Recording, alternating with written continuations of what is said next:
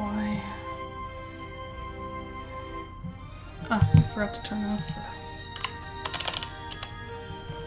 remote only. Bam.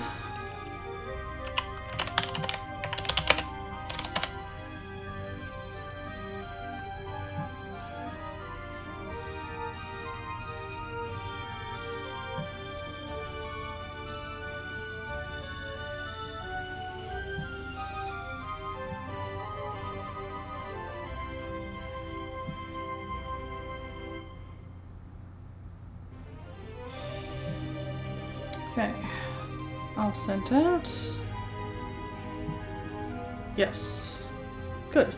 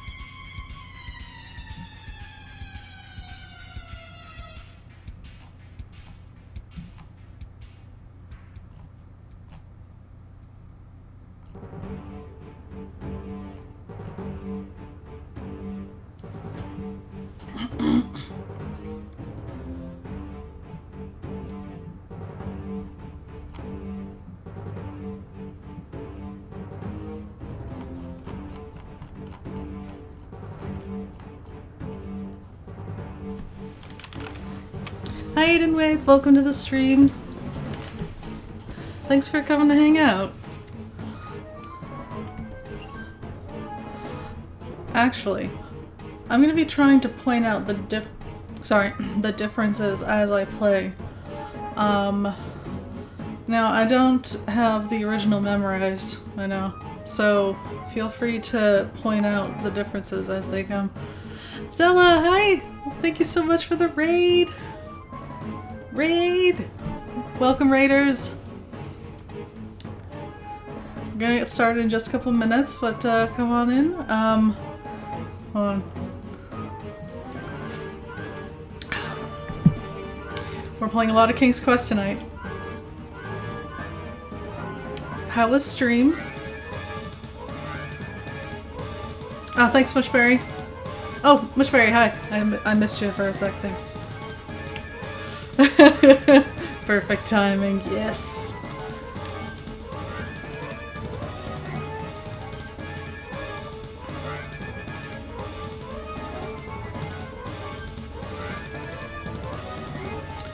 I'm going to be playing a variety of King's Quest fan games tonight, starting with King's Quest I Redux from Edenwaith. It's actually here in chat with us today. I briefly got to see that, actually. Very cute.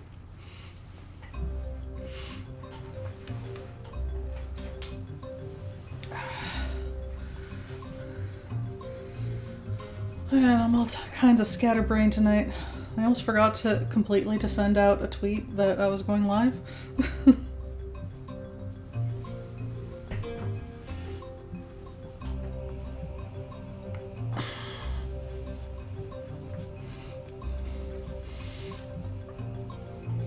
Also, it was exciting news, but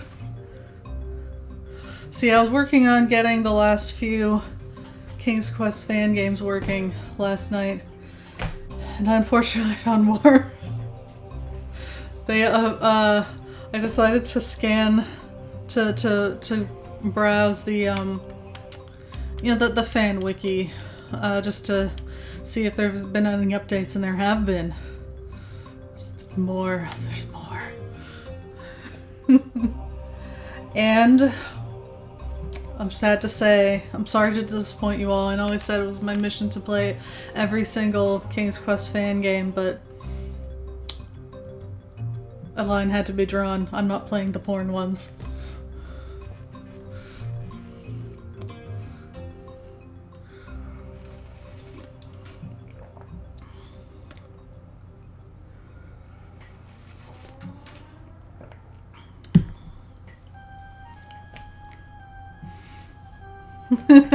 I need a feather cap to play these games. Oh, I wish I had one.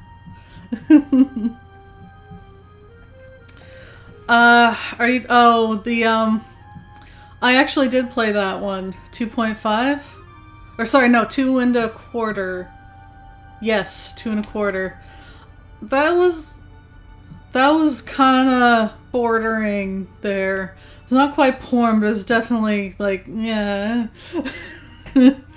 And having played it, I feel that that game should not be played by anyone.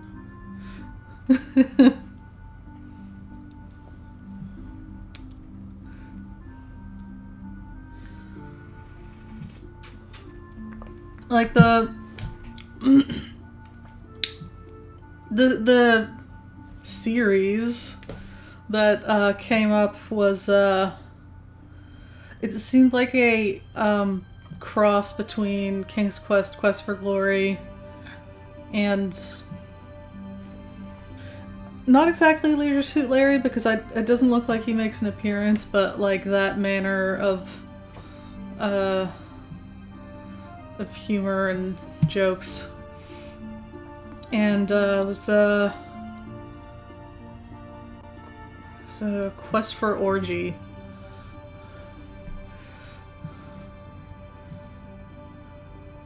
I didn't get a plot summary of the other two, but the first one is very short and sounded very tasteless. In a not consensual kind of way. Not playing that.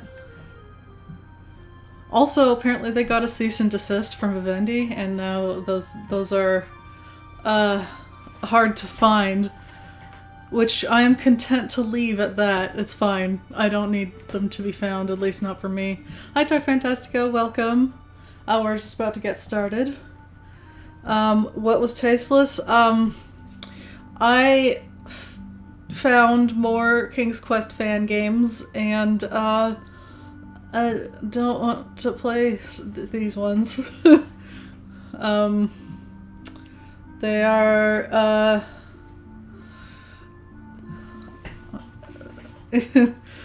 they are. It's not just that they put sex in them. It's the way that it's done. It sounds very. It doesn't sound. It sounds very tasteless. Thanks, Bushberry, for being on top of that. You played a bit, but some things were too obscure, such as finding a pickaxe in the King's Quest III caves. Yeah, I needed a walkthrough, and even with the walkthrough, I could not get maximum points. I had the walkthrough from the guy who made the game, and there's a section that he's just like, bonus stuff. I'm like, well, thanks.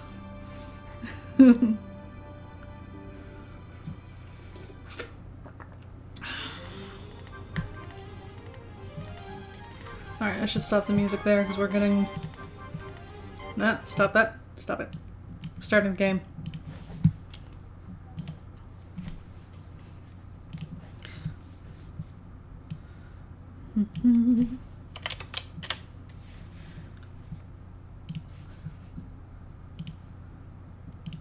Oh, it's already got it.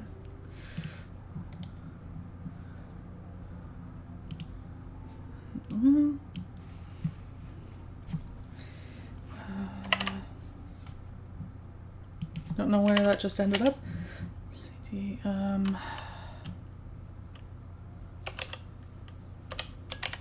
so, yeah, that was it.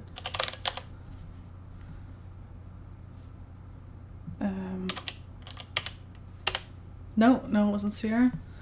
It was, hold on.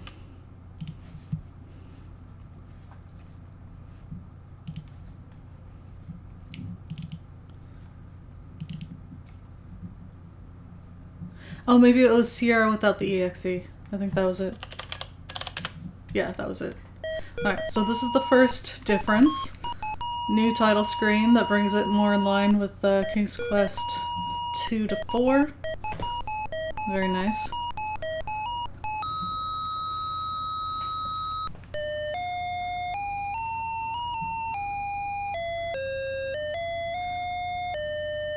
How is the volume? Should just be here. Yeah, thank you.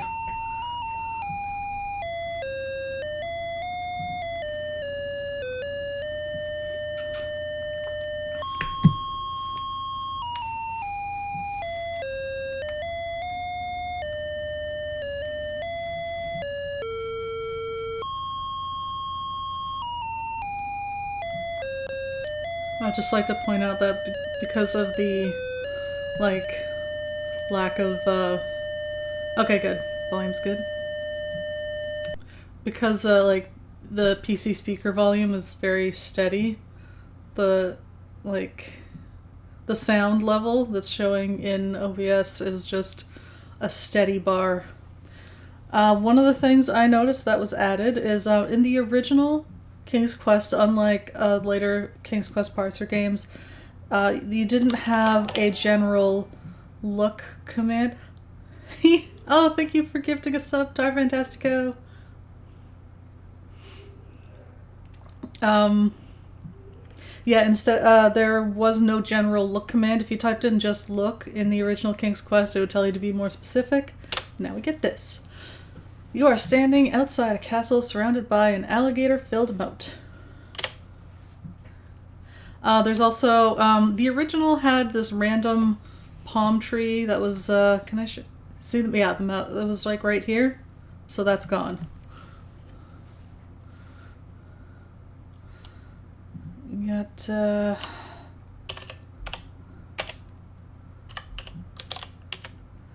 looks deep and dangerous. You can see alligators floating in the water. The text box also is updated, I think. Let me see it again. Look.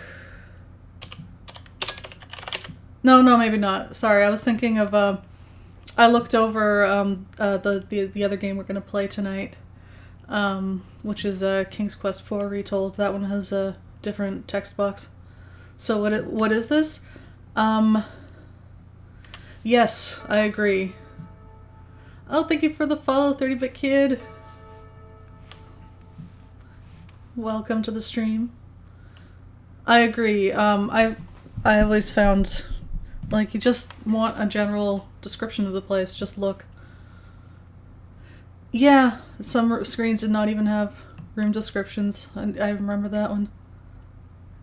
Palm tree, nice. Palm trees don't belong next to castles. It was gifted to Daventry by, you know, a king from a faraway land. Ow! Thank you so much for the bits. The 32-bit kid, thank you for the 32 bits.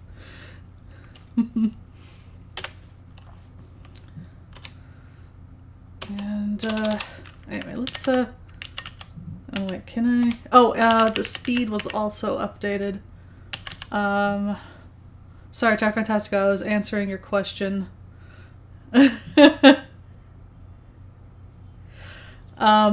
This is a spruced up version of King's Quest I, done by Edenwaith.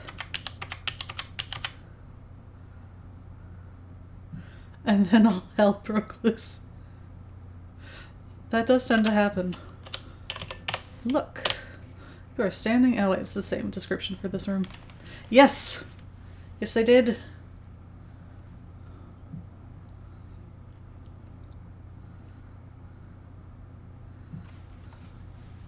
There are... Yeah, little improvements like that. Also, some changes were made to prevent dead ends.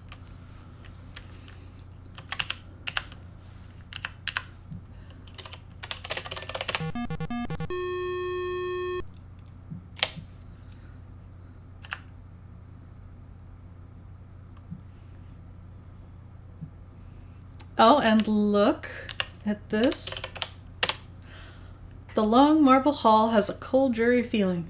A statue has been erected in memory of your old friend Achaka. Look, statue of Achaka. This is a bust of your fallen comrade Achaka. Sorry, bust. Used AGI Studio to spruce up King's Quest I.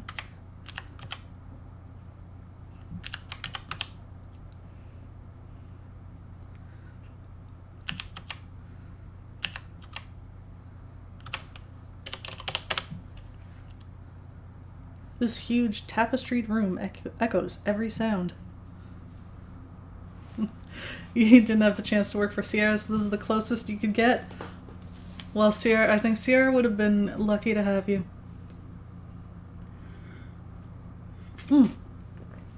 Okay. I will. Even as you are reaching for your medieval flamethrower, the king's guards descend upon you. You are taken away to be torched at dawn. Oh look, there's a little pile of ash and everything. Cute. We at Sierra wish to thank you for playing King's Quest. We are very sorry that you did not succeed and hope you will fare better next time. Good luck! I really appreciate the pile of ash. It's a nice touch.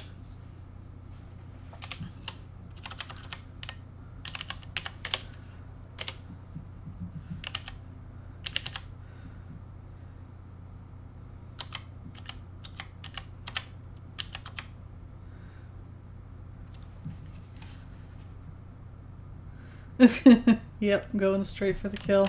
Hold on. I didn't realize it reset my speed, I think. There we go. The speed was also an improvement because the original you had slow, normal, and fast. And if you go to fast, it was too fast to function.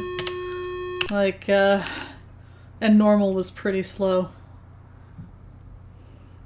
The medieval flamethrower lines were actually in the game? You know, I don't think I actually tried to kill the king before. Does that happen in the original? Nice work on the pile of ash, though. Excellent touch.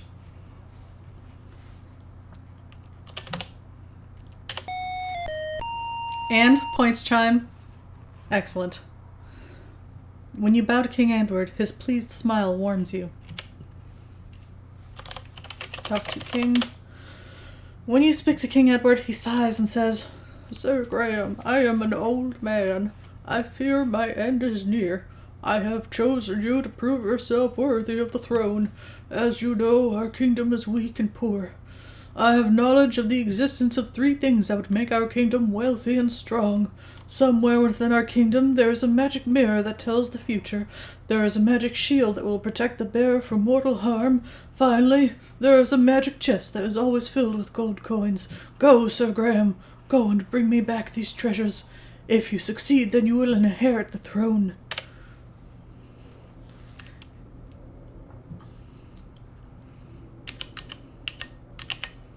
Flamethrowers. It still tickles me though.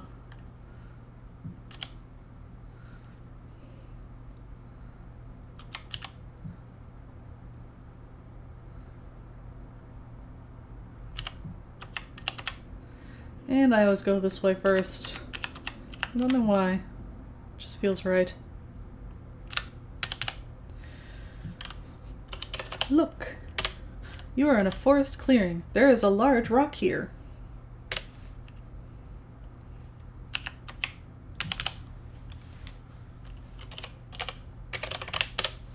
With a heave and a hoe, you manage to move the rock, revealing a dark hole underneath it.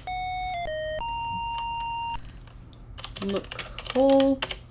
There is an intricate carved dagger in the hole. Take dagger.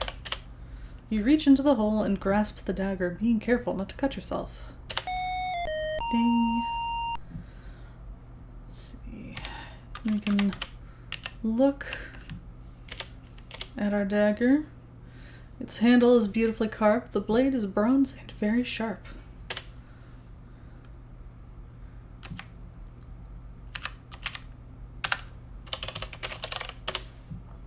Nothing special. Ah.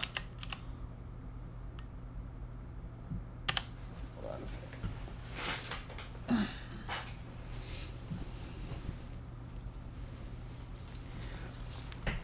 More layers, more. Oh no. I understand. You have to go to sleep. Trying to relearn sleeping as a skill.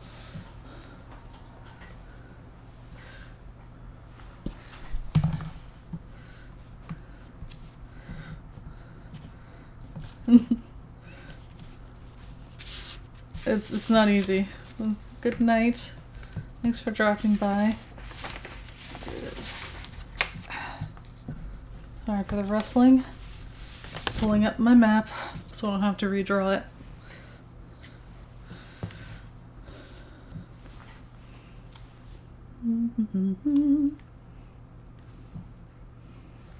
Thank you. Good luck learning to sleep. I'm great at sleeping. I could sleep all day. Look, this is a serene mountain lake. Oh wait, if you're still there, before you go. Duck!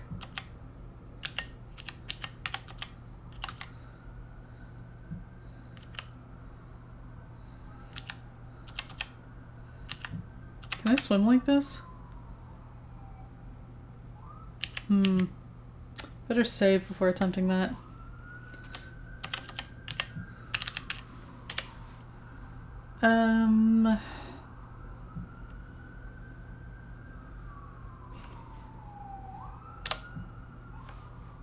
Oh wait, no, this is the disc with this, correct? Yes, okay. It's a useful duck mode. And you can walk around too, it's great.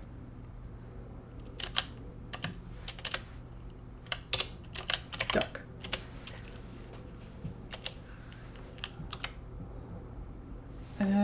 Okay. Well, I mean, really, I feel like he should automatically just swim if he's a duck when he goes into the water and duck. What? Walking on the water.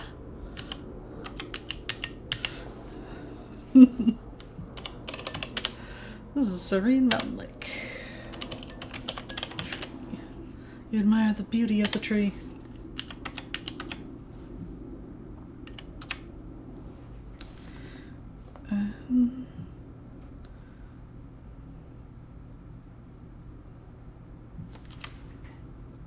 Ah, here it is. I think this is it.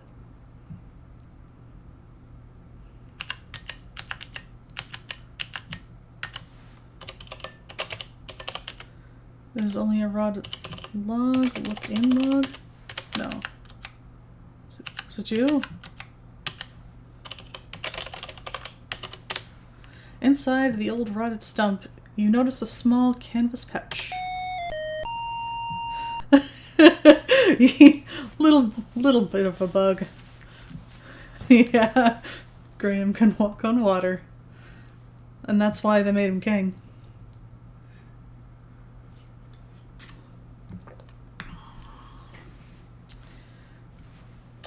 Look. Pouch. No? Oh wait, no, I looked at the pouch, I didn't get it. Take pouch. You notice the pouch feels aged and tattered. Open pouch. Cautiously, you open the pouch and see many sparkling and flashing diamonds. Quickly, you close it again so as not to lose any.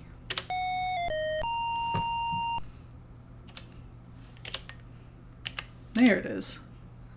Ah, the diamonds in the pouch glisten beautifully in the light. Is this one an updated graphic? Some of the inventory objects have been updated. I don't remember what the pouch looked like. I feel like this one was different. Yep. I'm stuck on a tree. Ah, limited dragon! Hi, welcome! Thank you so much for the raid. Welcome, raiders. How's stream? How's it going, everybody? Welcome. We're doing a King's Quest extravaganza. Many King's Quest fan games in one night, if possible. Rapidly flowing streams pouring into this lake.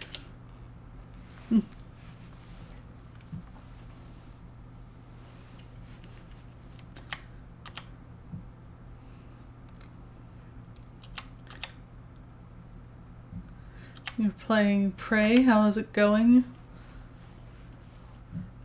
Did you kill many beasties?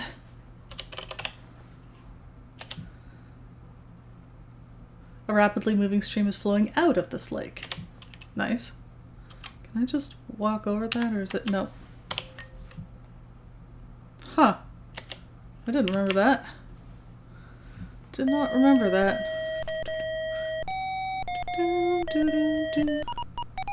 Ding.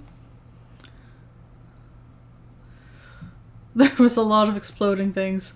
Yourself a few of those times, however. One of the things, I've said this before when I was playing King's Quest I before, is that I grew up on the SCI version of King's Quest, and so that is the one that I am most familiar with. So, yeah.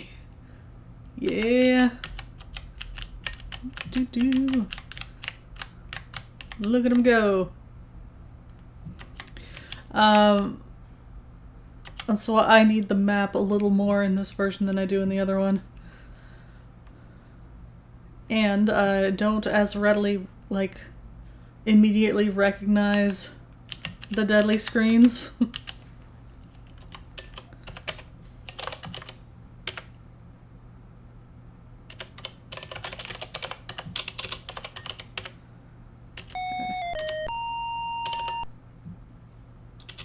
Actually, wait, let me see that description of the stump here.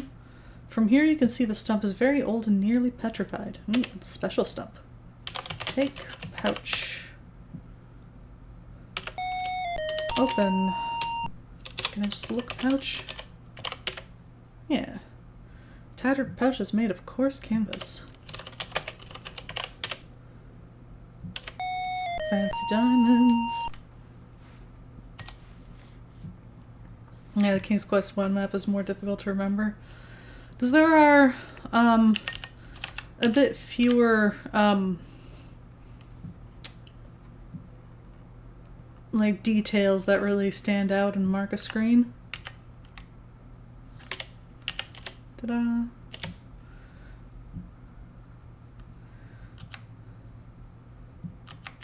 Now let's try this again. I actually, now that I think about it, maybe I have to just walk around and this way isn't passable. The next screen would have been the castle again anyway, so...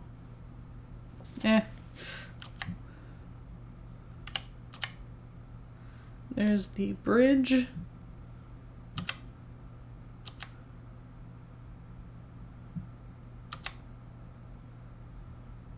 And that way is not passable. There's this little one white square here, or rather, I guess see-through. You can see through the fabric of space. See? Anyway. Alright, thank you for the lurk.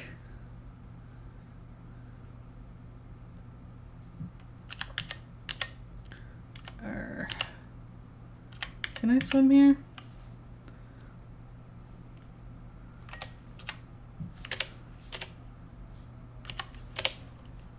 Swim.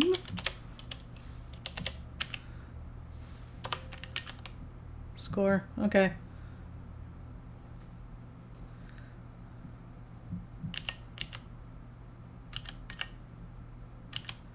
Were those reflections in the water already there, or is that new? Ah, this is the cottage. We don't have what we need yet, so we're not going to go inside. See a cottage in shambles. It saddens you to think that somebody might still live here.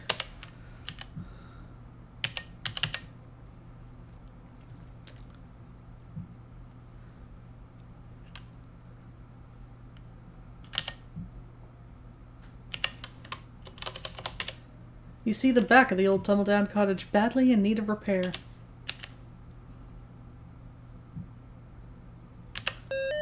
Ah! No!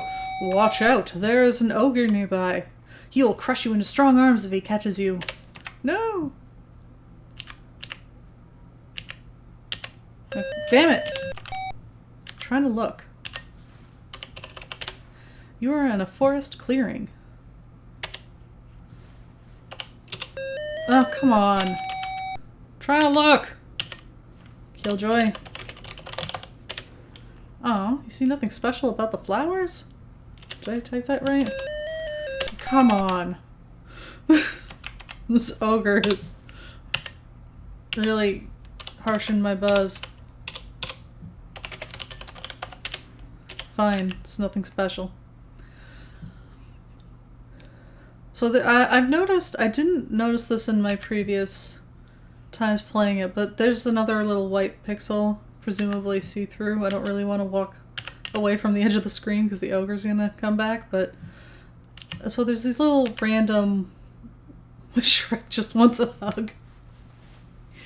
These little random, like, empty pixels that if you walk behind, you can, like, see that it's see-through. And it reminds me of how the early King's Quests are actually, like, they're drawn with vector graphics, and those little random white pixels are probably little errors where the lines meet.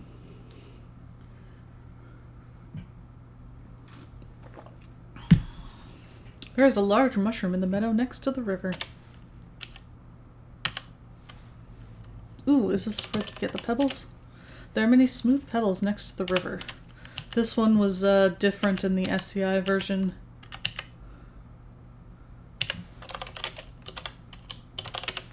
You grab a handful of pebbles.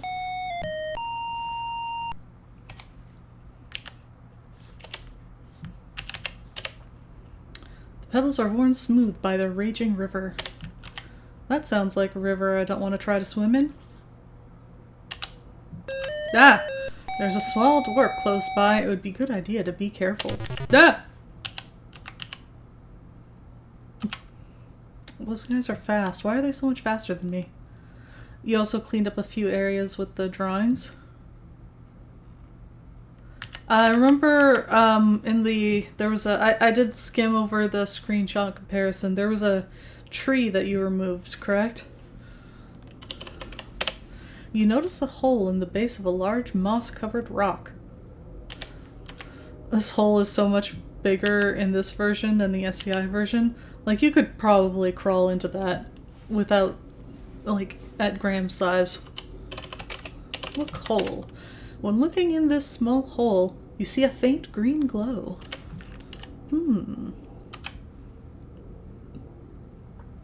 Some of these screens along the river did not have screen descriptions. Hold on, did I look at the other one? Let's give it another look. If the dwarf lets us.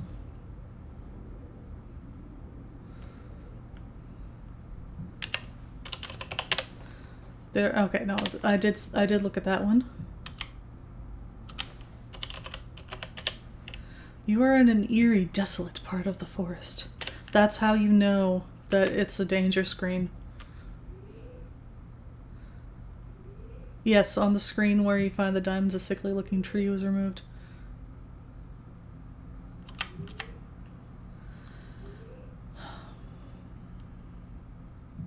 Boop. This lake looks refreshing, but a little swampy. I don't know if you can see those two descriptions go together. I actually, in the SCI version, I really like this screen. It looks like a danger screen, but it's actually perfectly safe. And it's got a snake in it watching you.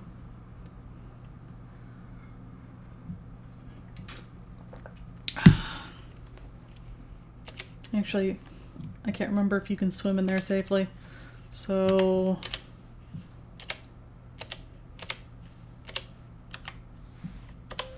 yeah, that's fine.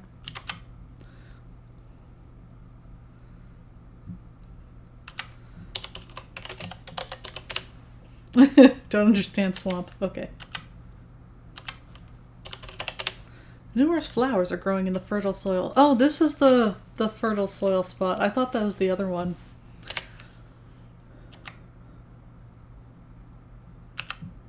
Take flowers. It would be a shame to pick the lovely wildflowers, but I want to make a wreath.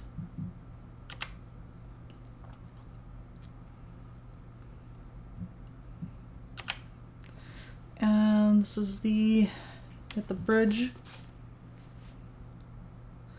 No word if the SCI snake was poisonous or not.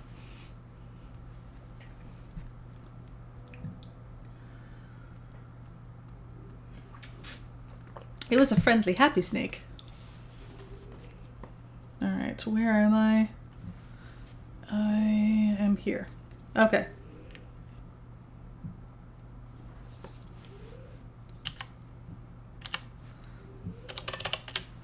There is an attractive meadow dotted with trees.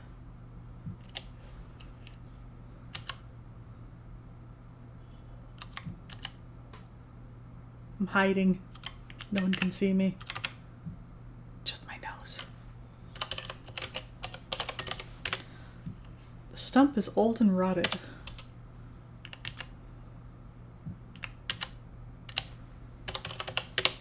Many trees shade your way as you journey through the land of Daventry.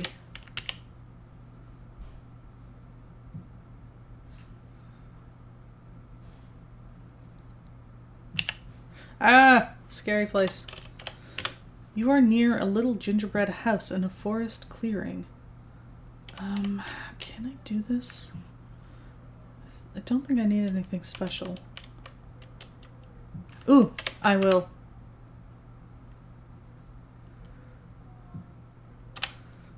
Look, tree.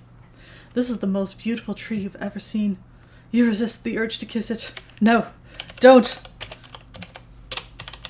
Don't hold back. Kiss tree. Let's see how much fun you have pulling splinters from your lips.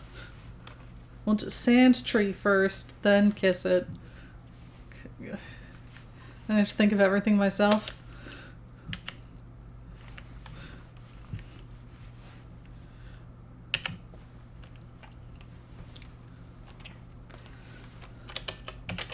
Look, house. This is the sweetest little gingerbread house you ever saw. The walls are cake, the roof is frosting, the chimney looks delicious, and the candy path and cookie fence are unbearably tempting. I want a candy house. Talk to tree. Will do. Talk to tree. I talk to the trees, but they don't listen to me. That's so sad. Sing to tree. Oh, I did! It didn't work. Wait, sing to tree. I don't understand sing.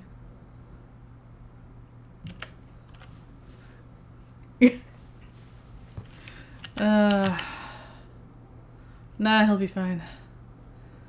I am definitely gonna eat the house, though.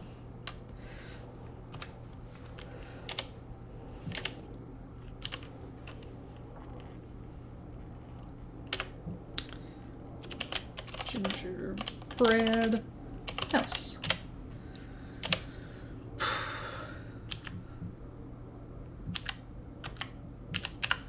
Eat house.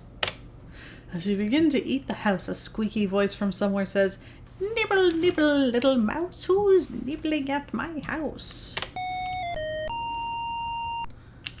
I always suck at this part.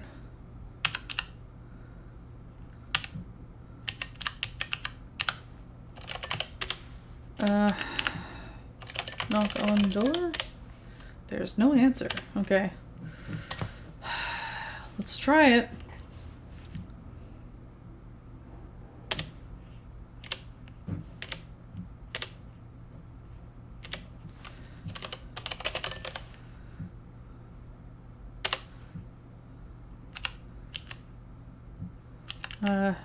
This is a difference. There's the magic bowl is now here instead of in the forest. Off in the distance, you hear a high, squeaky voice say, "I can smell someone tasty in my house." Yeah, so usually there's a note here that gives you a hint to another puzzle, so those items are swapped. Oh, I hate this part.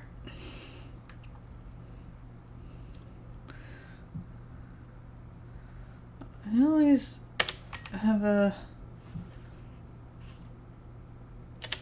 maybe a separate slot, though. Inside house. Alright, let's try it. Come on. When I was a kid, I could never manage to push the witch. It turned out to be a problem with wording, mostly. It kept saying you can't do that, at least not now. I can't remember what wording it wanted, but I thought I was just not close enough, but apparently I was just typing the wrong thing. The witch mutters, "I'm going to get my oven ready to cook someone for dinner, yum." Okay, you do that. Come on, can you... Graham? Thank you.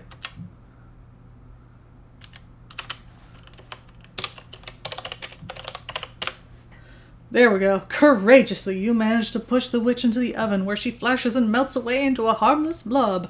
Congratulations. First try. Yeah.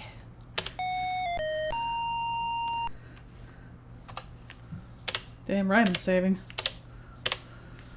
Alright, now we can look around our house without worrying about getting interrupted and eaten. The little house is surprisingly neat considering a wicked witch lives here. Well, you know, I don't see why being a wicked witch means you can't keep house. In fact, I bet you could use magic to clean the house. Man, I wish I could use magic to clean the house.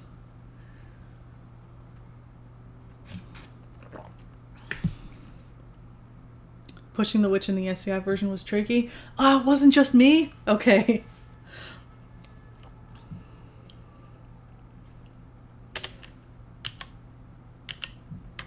Actually, first, let's look and gloat. Look. Oven. It is an old wood stove and very hot. The fire must have been burning for some time. No comment about the witch's remains. Looking oven. Oh, fine. Look table. That is the table where she eats her food.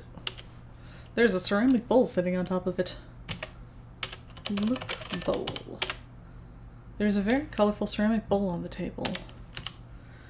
There was a trick to this. You had to like look inside the bowl without reading it or something. Inside bowl. Okay, maybe I have to take bowl. You pick up the ceramic bowl. Look inside bowl. You notice a word on the bottom of the bowl. Oh, so oh no, it is on the inside. Fill. Bowl. The word on the bottom of the bowl says fill. Okay, yes, there we go. Now I got the point.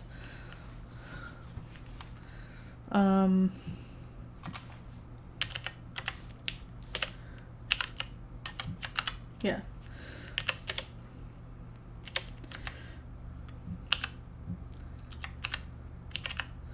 I always liked how it just looks like a normal house, but with a jail cell in it.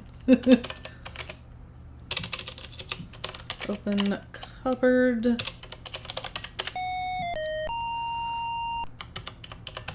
Look in cupboard. Sitting on the shelf is a delicious piece of Swiss cheese. That's the only non-human food she has. That's all she needs. You pluck the Swiss cheese from the shelf. Close cupboard. Because we want to be neat. There was a 4-letter word on the bottom of the bowl. Look bed. The witch's bed looks hard and uncomfortable.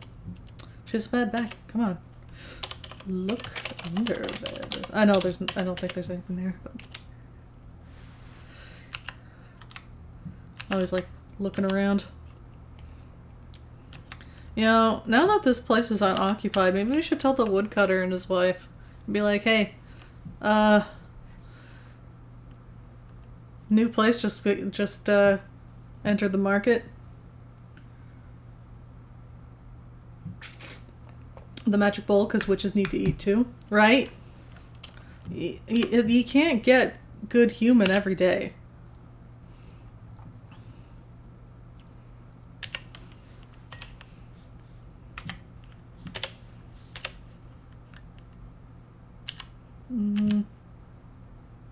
Yeah, whatever. Yeah, that's good.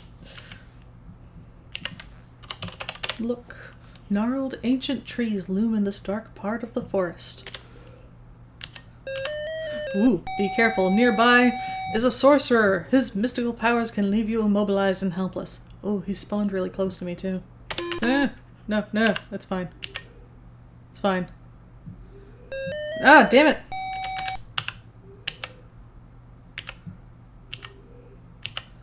Ah, yes. Look, there's a large walnut tree surrounded by several pine trees. Take walnut. You pluck a nice walnut from the tree. You should have hidden Dracula's cloak and ring under the bed. That would have been a fun Easter egg. Look, walnut. Seems to be a good solid walnut. Open walnut. I am actually impressed Graham can open this walnut with his bare hands. When you open the walnut, you discover the nut inside is pure gold.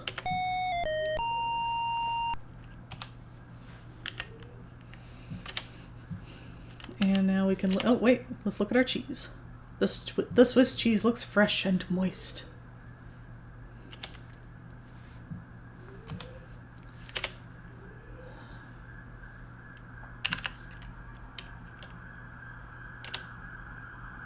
You proudly admire your gold walnut. Yeah. I made it myself. Nobody correct me. Ooh, hey, look.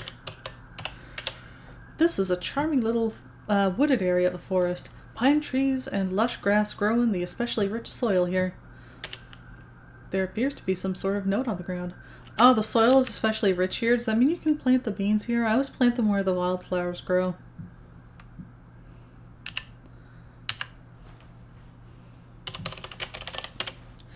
It appears that someone has dropped a note on the ground. What a litter bug.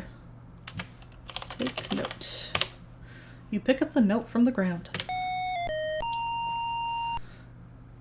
A poor country filled with lost diamonds, golden eggs, walnuts, and Swiss cheese. Well, you know, maybe that's why they're poor. They've lost all their treasure and can't remember where they stashed it.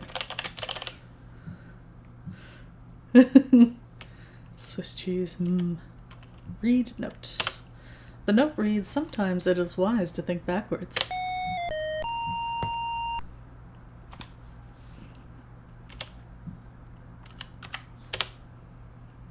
There is a message written on the note. Yes, we read it.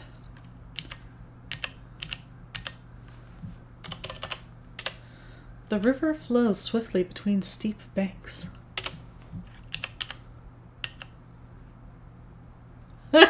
You shall name your children Ifnkov Grauf Prum out of spite.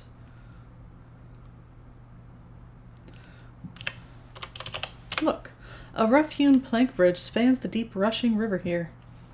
Let me just get my bearings for a moment here. Yes, this is where I am.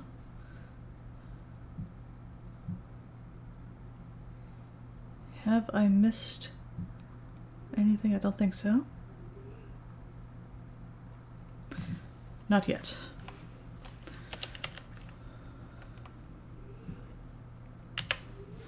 Oh, looped here. Ah, yes. Clover area.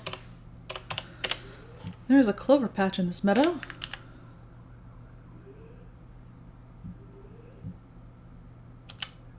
Stick to the edges. Look. Clovers. Look. Clover. There's a small patch of clover under the tree. And this one's special. Take clover. The clover is soft, yet you sense a strange strength in it. Because it has 4 leaves. Leaves? Leaves. 4-leaf clover. You have a perfectly shaped 4-leaf clover.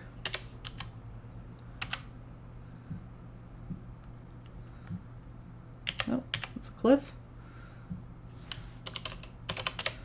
This is a clear mountain lake with some steep cliffs surrounding it.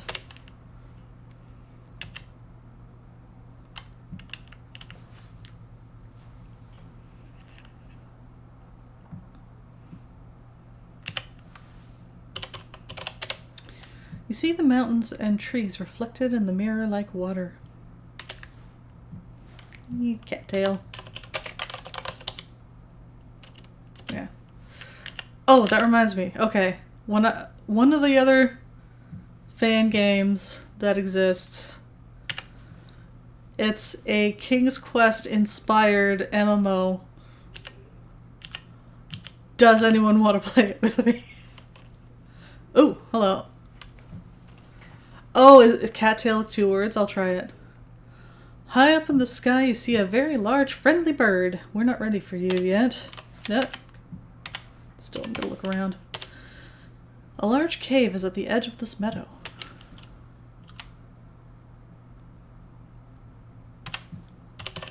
Cattail? No. I don't know. I thought it was 1 word, but... The rock, he cleaned up the light gray lines. They were green before. Oh, this one here? Look, rock. This is your ordinary rock. Huh, maybe I need to pluralize it. Look, cattails? There we go. These cattails look soft and fuzzy. I always liked cattails.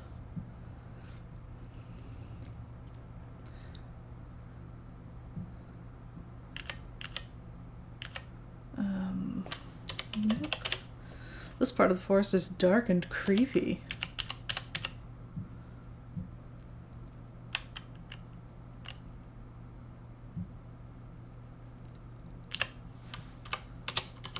Ooh, look.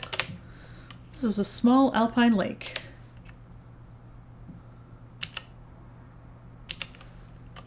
Drink. Drink water. The clear water quenches your thirst.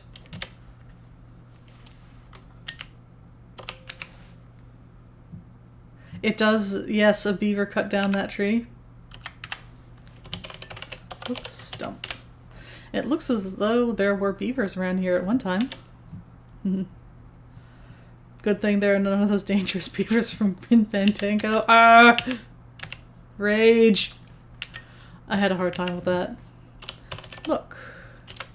There seems to be a door built into the mountainside.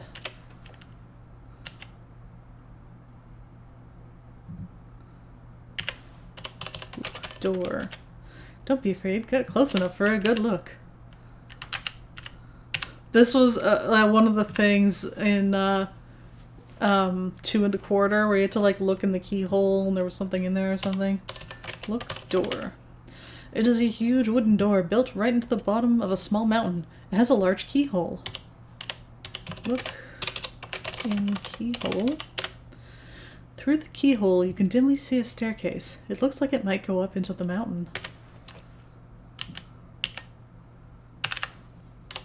Look, tree. This is a very beautiful tree.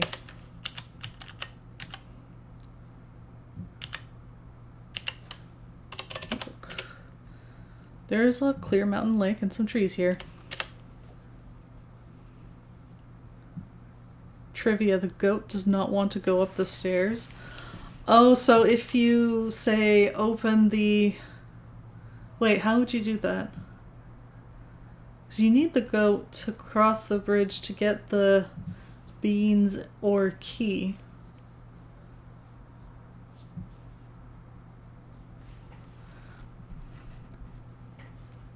Is there another way?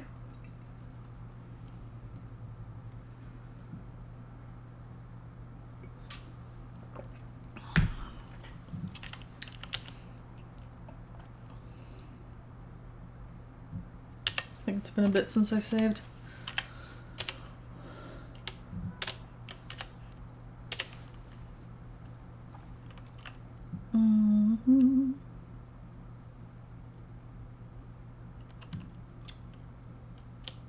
Yeah, I don't know. Sure.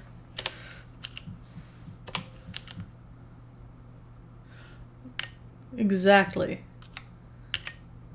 Save early, save often. This is a clear mountain lake with some steep cliffs surrounding it. I think we've looped in that. Yeah, okay. Ooh, garden. Look. You see an old stone wall surrounding a well-kept garden.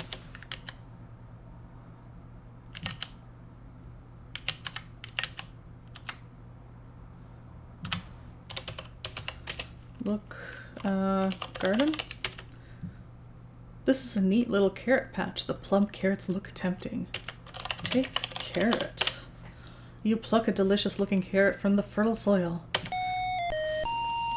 King Edward runs out of the castle and shakes his fist at you, telling him to get off his lawn.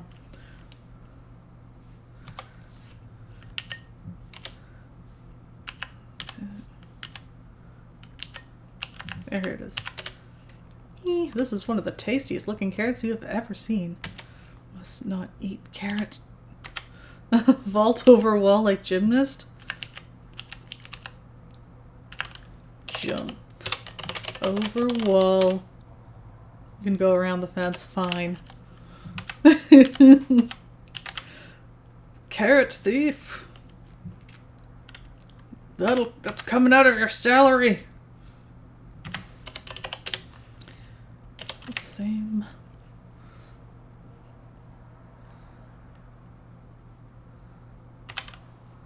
Look. There is a very large oak tree here with branches stretching to the sky. This one's a bit tricky. Welcome back, Lumina. How's it going? And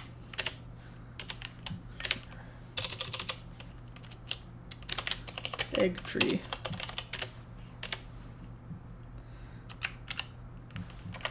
Lime tree. Alright.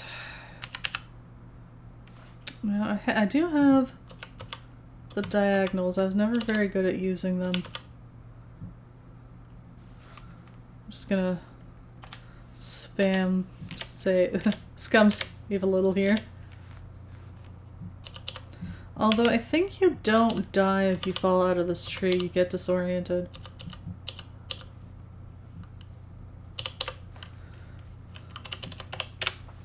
There's a rather large bird's nest here. Look, nest. There's a pure golden egg lying in the nest. Look, egg. The golden egg is smooth and shiny. Take egg. The golden egg is so heavy you almost drop it. Damn straight, it looks almost as big as Graham.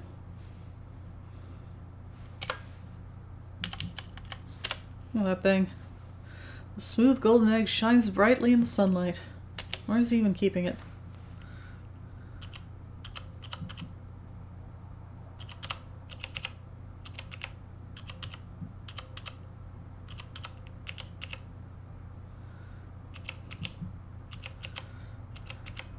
Oh, magically down here. I feel like it wouldn't be a very tasty omelet, though.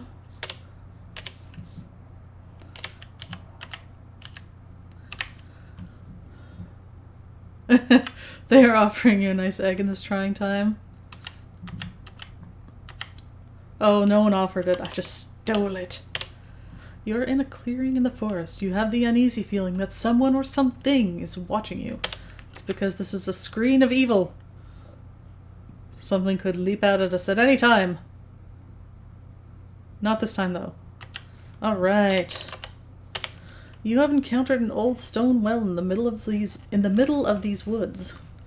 Yeah, we can tackle this now. I have wait, let me start. I have the dagger. That should be yeah, that's everything I need.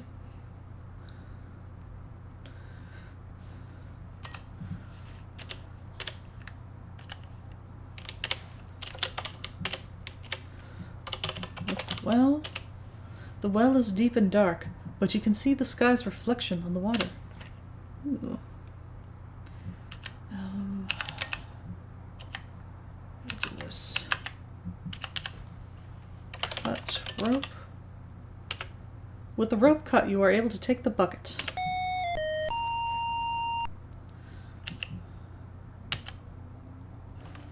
Turn crank. The rope descends into the darkness. Bloop. Great sound effect. Climb a rope. Alright. Shimmy, shimmy, shimmy.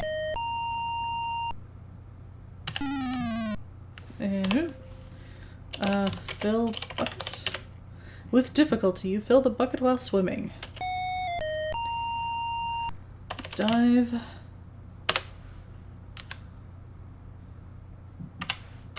Look. You are at the bottom of the well. Through the plants you spy what seems to be a hole in the side of the well. What? Pause. Glad Graham learned to swim. It's true. This quest would have been for naught if he couldn't swim.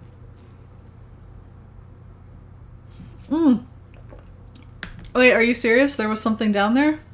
I'll reload if that's the case, because I only just saved. Is there something down there?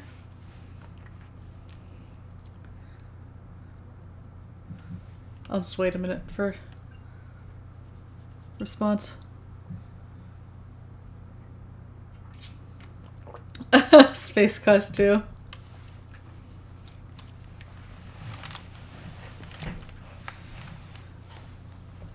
Alright. How do I just resume? Just escape, I think. Do I have time to look before I die? Look. The ferocious fire-breathing dragon is protecting the magic mirror. Throw water. Okay. You throw your water, but to no avail. It lands on the floor and is quickly absorbed. Oh, it wasn't close enough. Well, now I have to restore anyway. Unwinnable. Restore? Yes. Just making sure I don't accidentally save over it, because that would be annoying.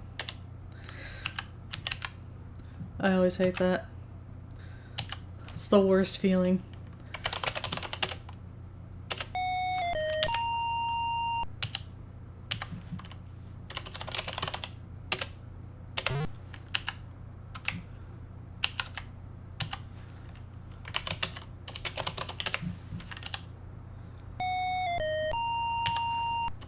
Look, I didn't look in here before. When you look upwards, you see the top of the well, far, far above. When designing this game, you discovered that the bucket can be filled pretty much anywhere there is water, but granted, a well is an ideal place to get water. Yeah, I guess I could fill it somewhere else. That makes sense. Alright, so this time I need to get closer. Fill bucket. Dive.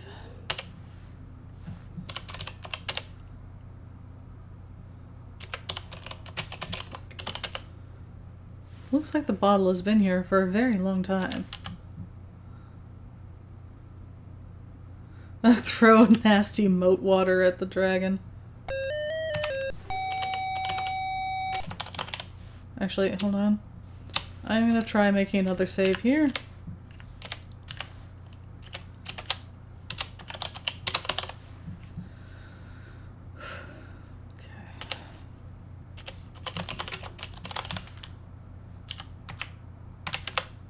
There we go. The water hits the dragon squarely in the mouth, extinguishing its roaring flames. No fire! How mortified and embarrassed the dragon is. Moving a huge boulder in leaving, the dragon creeps off to sulk. It's just sad.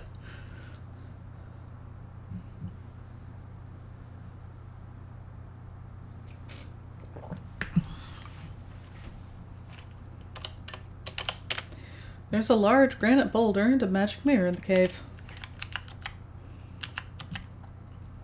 Can I look at how fabulous I am? Look, mirror. The magic mirror is framed with ornate mahogany wood polished to a high sheen. Okay, but that does not look like mahogany. Look in mirror. Ah, fine, okay. Take mirror. Carefully, you pick up the magic mirror.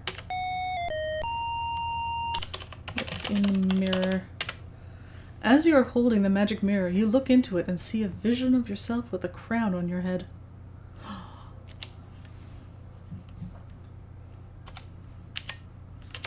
Do I have anything I haven't looked at yet? Yes, I never actually... Oh, I can still look at the bucket. Excellent. The bucket is old and weathered.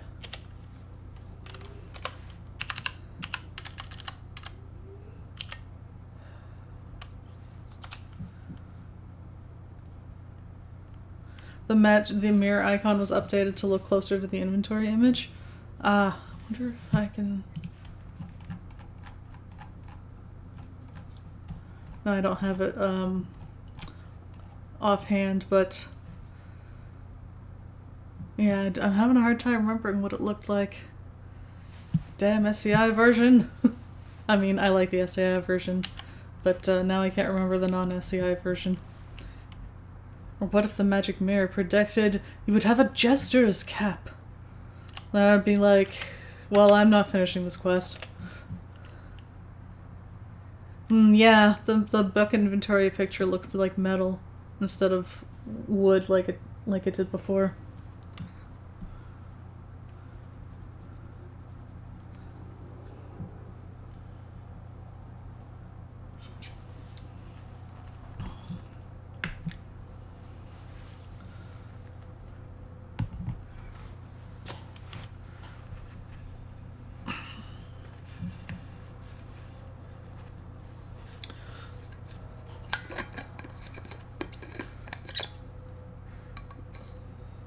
Like, for real, if I was doing this quest and the mirror predicted that I was a jester's cap, it'd been like, you know what? Forget it.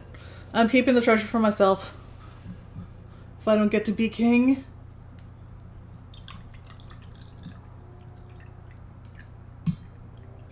Just forget it. Alright, I got this magic mirror. It's gonna get me ahead in life.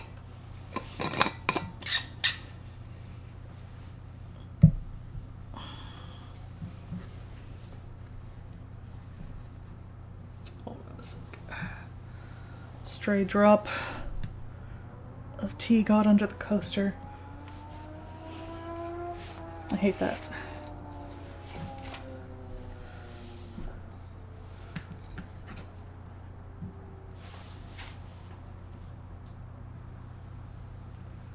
That's better. Alright, resume. Look at this large boulder the size of a small boulder. This boulder is a huge chunk of granite. Take boulder. You have points for leaving. It is a rather large vacant cave.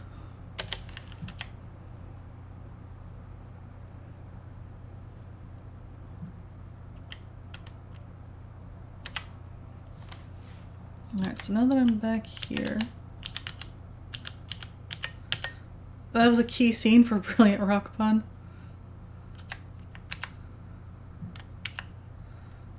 Oh, did I miss one? Did I miss a pun?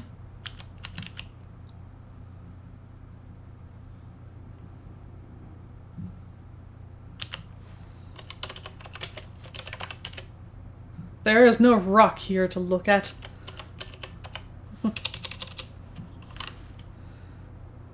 The fir trees look sad and unfinished.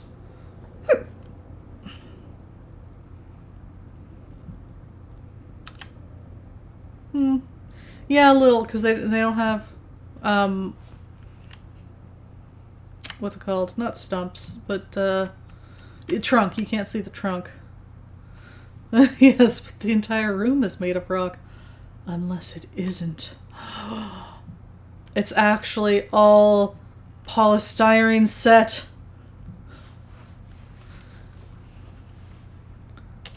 Wait, not yet. Not yet, friendly bird. Later. Alright, where was I? Here. Actually, exactly here.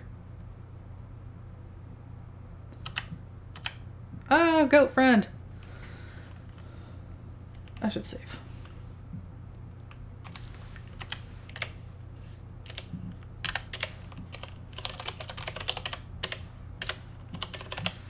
Look, someone has built a small goat pen here. Ah, he's got a tree in there and a rock. Or not a tree, like a bush. That's a bush. Look. Someone has built a small goat pen here. Look, goat. Hey, I'm trying to look at the goat. Come back here. The goat is pacing to and fro. Our good buddy Gomby the goat zombie. Yeah, there's a bug with that, right? If you kill the goat, it like resurrects or something. How does that go? I never liked killing the goat, so I didn't experiment with it. It made me sad.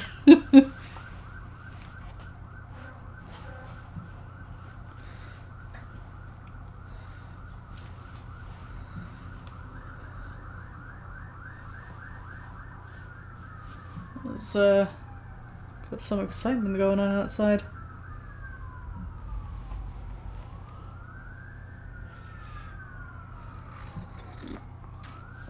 I don't know if the mic is picking that up.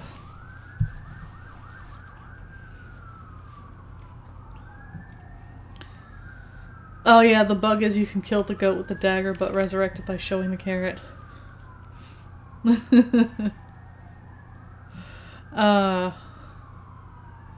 Yeah, the sirens. There's a lot of that happening right now. Open gate. The gate is rather heavy, but you managed to open it. Close gate. Really? You find the gate is much easier to close than it was to open. Alright. Can't let the goat escape while I'm busy trying to show it a carrot. Alright, I don't like killing the goat, but I will demonstrate the bug for anyone who's interested. If it's still there, I believe it is.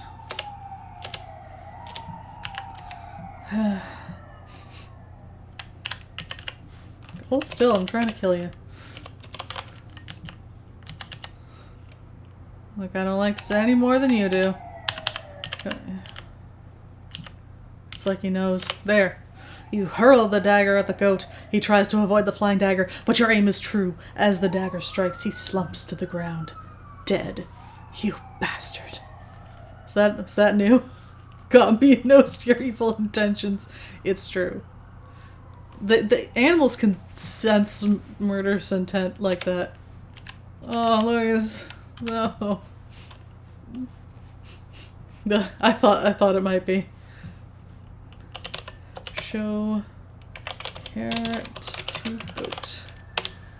Hallelujah! I suspect that's in addition to using the power of your magical voodoo carrot, you managed to resurrect the goat from the dead. Arise, Gomby, the zombie goat.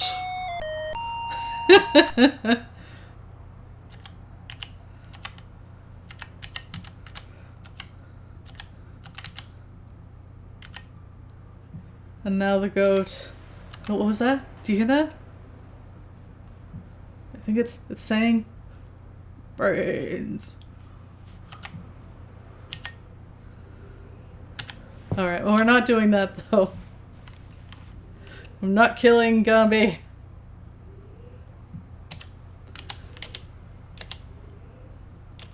Because he's our goat friend.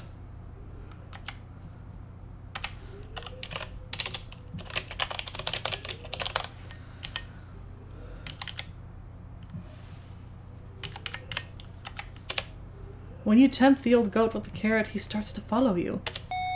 Ah, hello.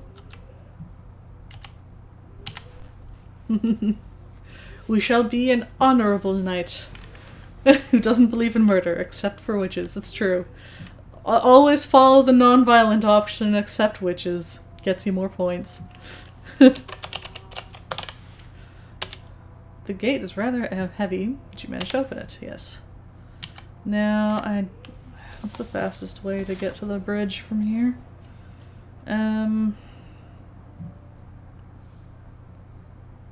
Oh yeah, we can do that one.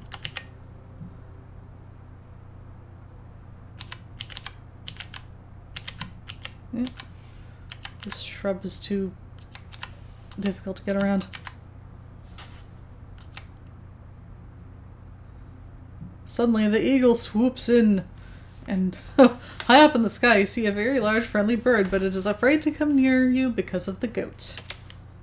Did it zip off really fast? Let me see that again.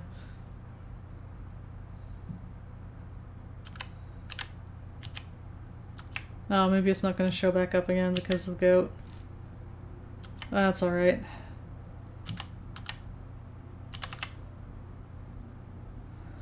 Alright, where...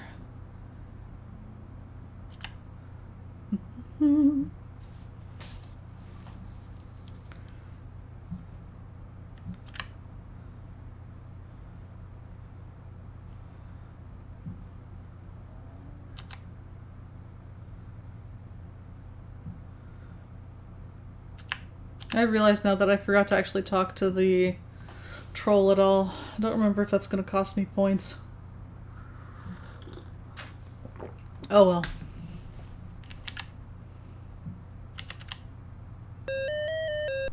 As you start to cross the bridge, a wretched troll appears.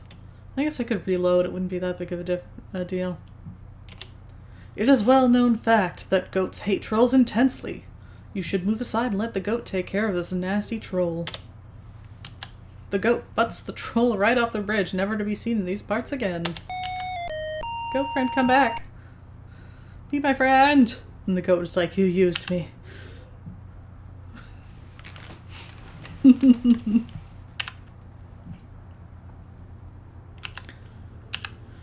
Kersplat! You see a crotchety old gnome pacing around his lean-to. Yes, goodbye, troll.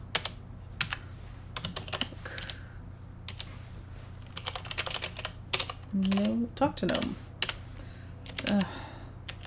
That's fair, but like, can he hold still? Gnome? There we go. The old gnome tells you he has something that may be very useful to you. Your task is to guess his name in 3 guesses, and his gift will be yours. Good luck. What is your first guess? Tell gnome to turn up his hearing aid. We need goats for internet forums to get rid of trolls. Rename mods to goats. Alright. And this is another improvement. The game will now accept both the original, if not forgetting name, Michael Knight.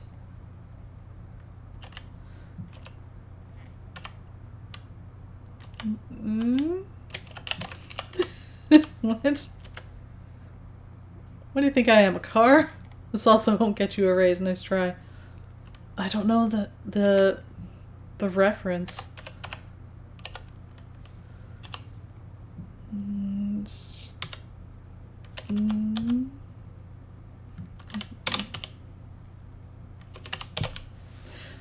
Yeah, so the game will also accept backwards Rumpelstiltskin instead of the backwards alphabet dealy. It's a reference to Knight Rider. I'm only vaguely aware of it through cultural osmosis. Never actually watched Knight Rider.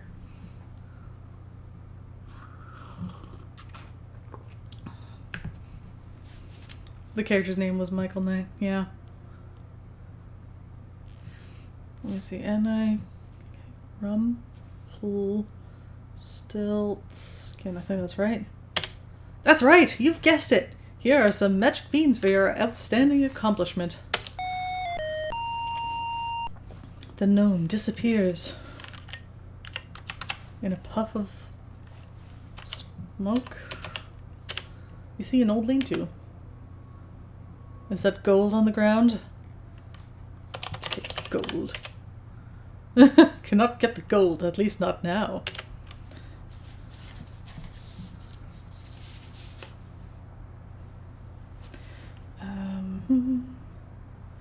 Alright, so we've now been to almost all the screens.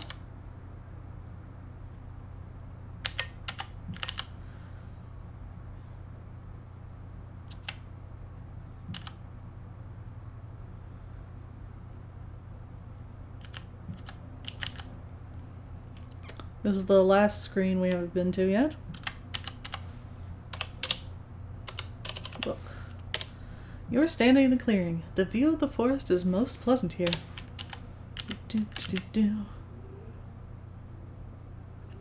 Oh, that's what was on the ground? See, I saw stuff on the ground and I thought that was bits of straw. Ah. Can't eat the beans now. Not even in chili. I wonder if the beans have disappeared.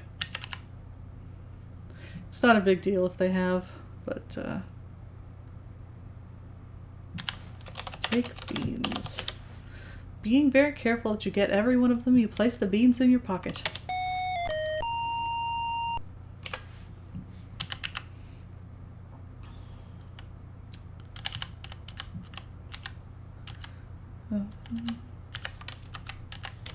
Beans. They look like plain, ordinary magic beans. You know, ordinary magic beans. The kinds you see every day.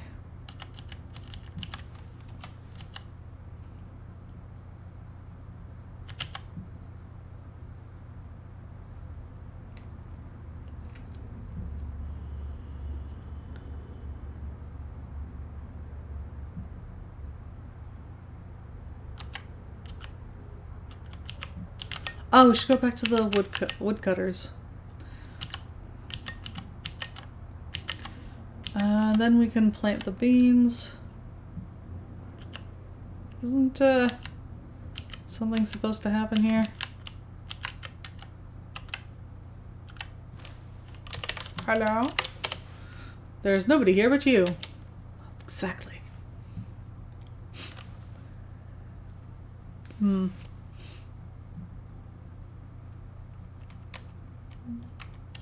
Oh, okay.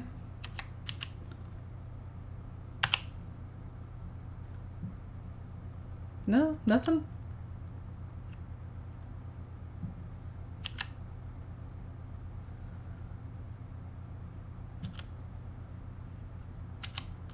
I don't remember having to wait here.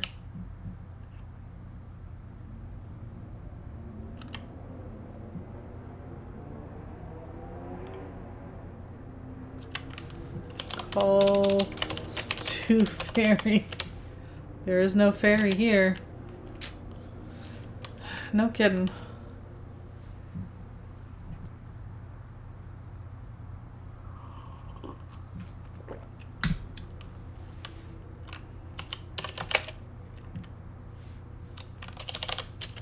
See, nothing special. Are those flowers? No.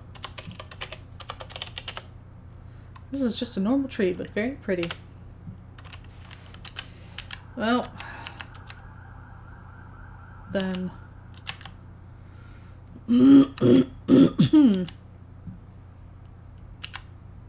Fairy godmother? Those are obviously Skittles. Ah, Skittles, of course. Take Skittles. Darn. Taste the rainbow.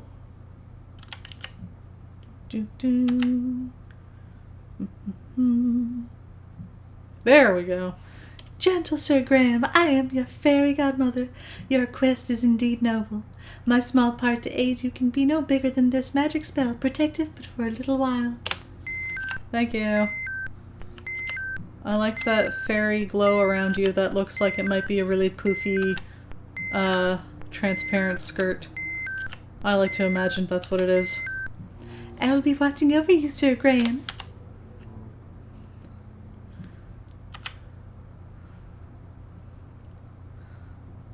Okay, I'm just gonna pause while I don't want that to wear off too fast. It does wear off rather fast from what I recall. Which way to the cottage?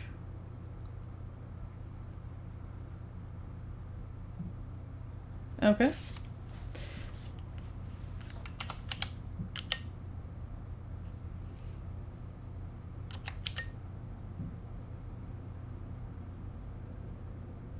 Ah, that's not optimal. Okay, this way.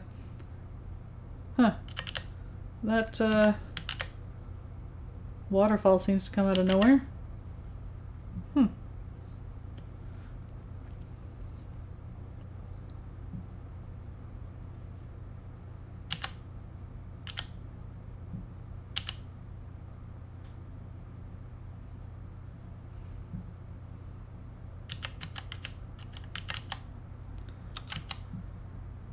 I have come to save you. I'm gonna barge into your house. Knock on door? Yeah, there isn't really a door. Look. The cottage is run down and sparsely furnished. The only nice possession seems to be a fiddle in the corner. Talk to man. Welcome to my humble abode. Rrr. Talk to woman. She replies, I'd like to offer you something, but we do not even have food for ourselves. Well, it's kind of you to want to offer, though.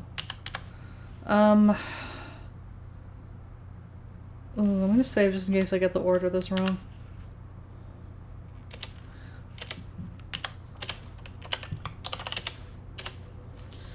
Put bowl on table. Puzzled, the couple wonders why you've given them a bowl. Full. The couple is amazed and delighted as the bowl miraculously fills with a bubbling stew.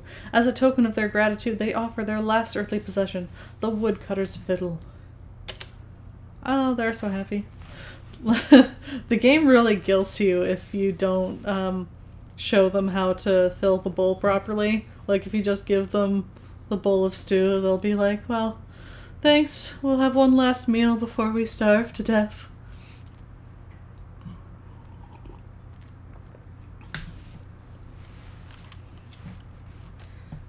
Oh, wow, that wore off fast. You best be careful, young Graham. The mystic protective spell of mine is weakened and departed. Yeah, look at those hands flap. They're just really happy. Okay, don't fall into the floor and die.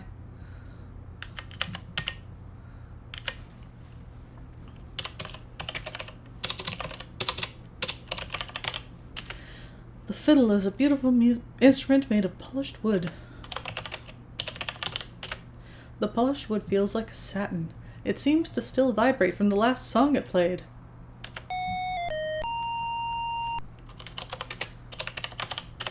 You play a lively toe-tapping tune on the fiddle. Yeah.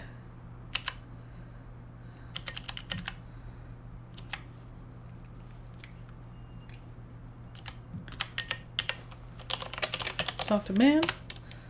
Same to woman. Make yourself at home in our humble abode. Or, sorry, humble home. I said home twice in the same sentence. I'm leaving.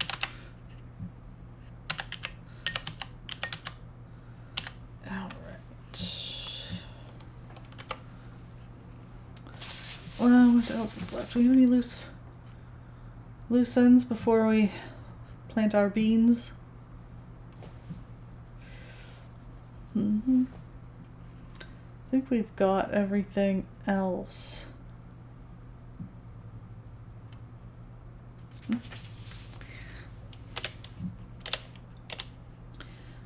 Now, can you plant this where the note goes? I'm here. It said something about fertile soil there, which made me think, hey, maybe it's hinting at something.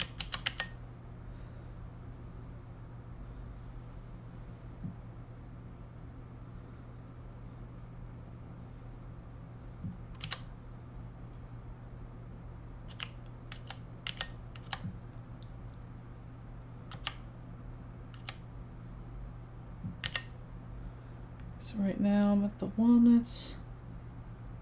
I believe this is where, next screen is where the note was. Look, this is a charming little wooded area of the forest. Pine trees and lush grass grow in the especially rich soil here. It says rich soil. I'm gonna try it. Plant beans. The beans immediately sprout roots that reach deep into the fertile soil. Leaves unfold themselves to the warm, loving sun. A rumbling is felt, and a mighty beanstalk now stretches up into the sky. Alright, I always planted them in the flowery meadow. This is new.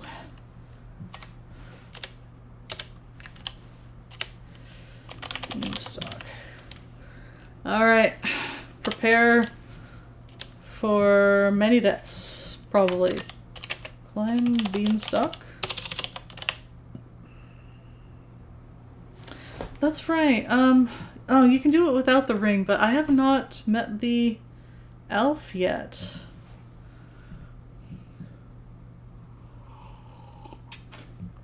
Huh.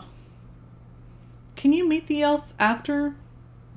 Like at any time?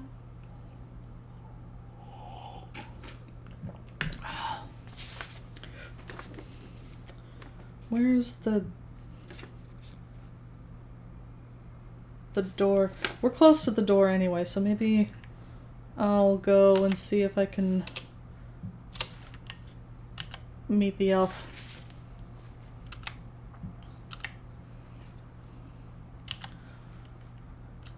I used to meet him around here or in the screen next. He's gotta show up.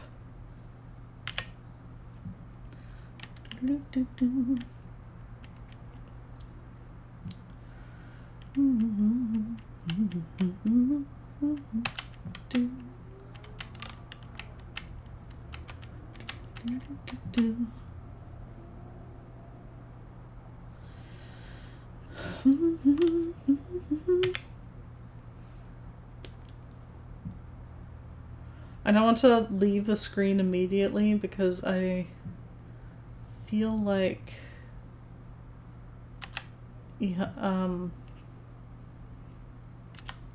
doesn't always show up immediately.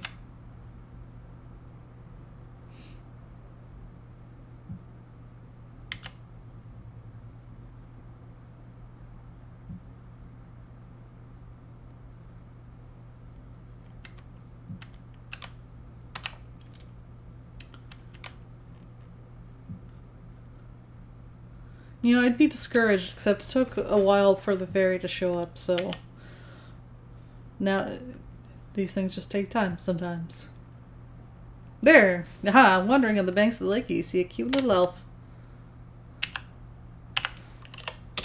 Hello.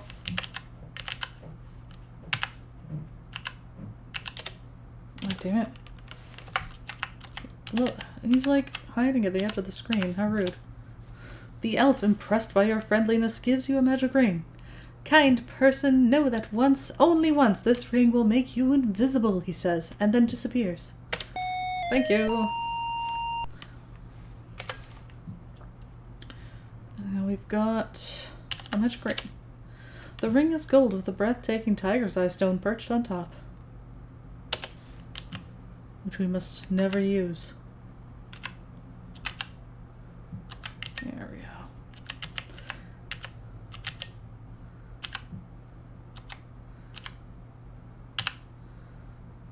I feel like this treasure is the hardest one.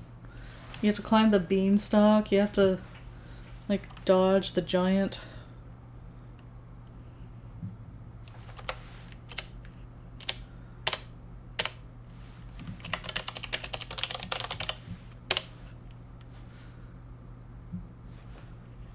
Yes, I wasn't sure, damn it, already.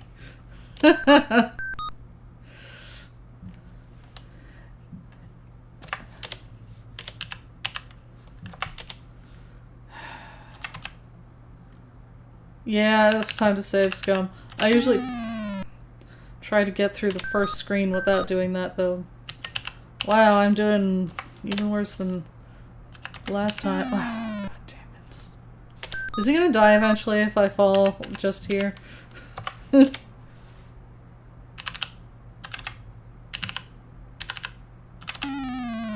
I feel like it doesn't match up with the picture.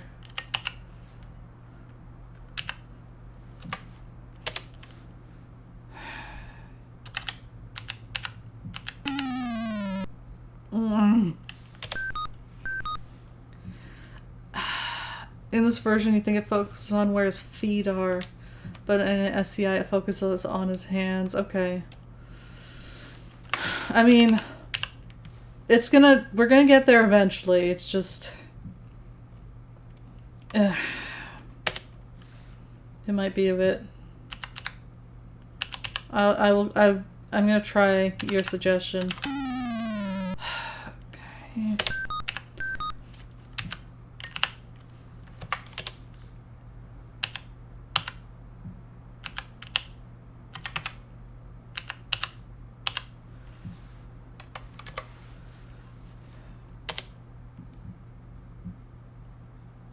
Just in case.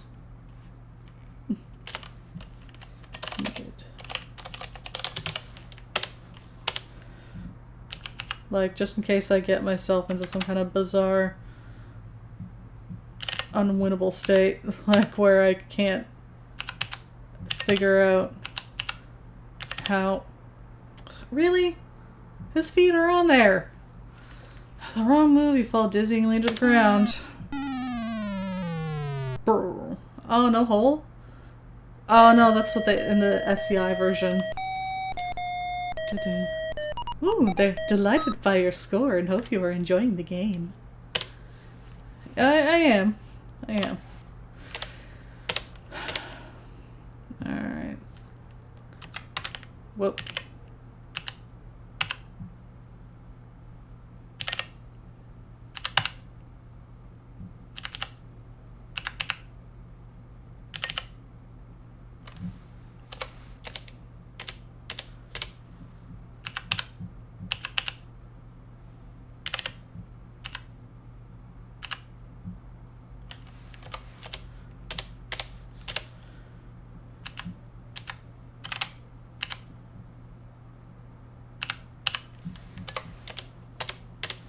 Alright.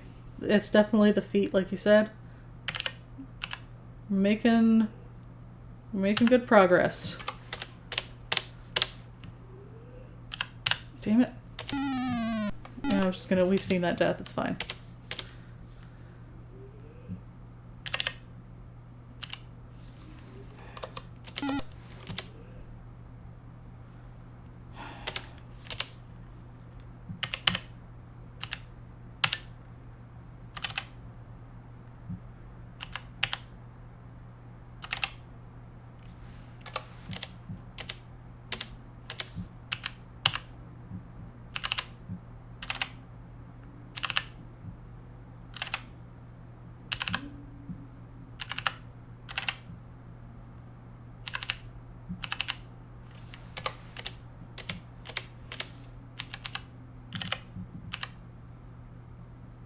Are you serious?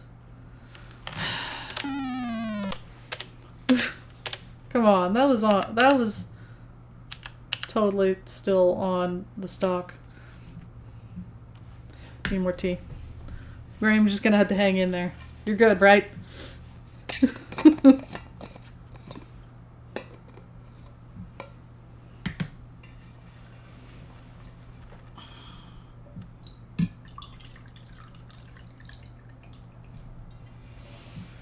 He's good. He's fine.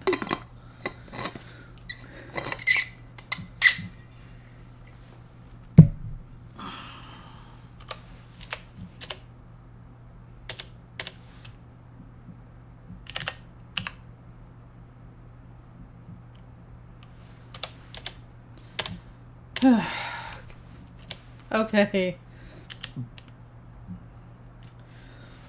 One challenge down.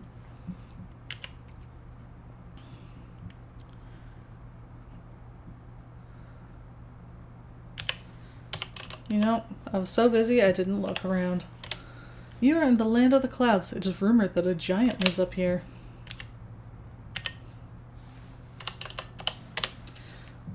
Same text. Look. Giant lives up here.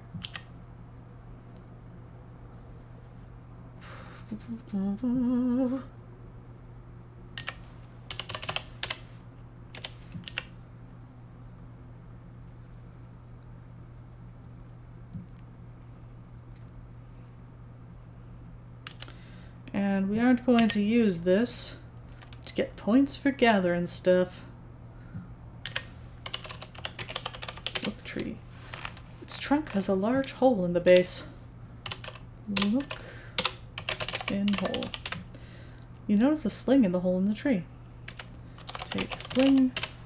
You reach into the hole and pull out the leather sling. Now we've got... The sling was made by a fine craftsman. Did we miss anything? I think we're good. Oh, we didn't look at the fiddle. Very important. The fiddle is fashioned from polished cherry wood. Graham keeps Daventry clean. Exactly. No one else can have this hidden treasure. It's mine.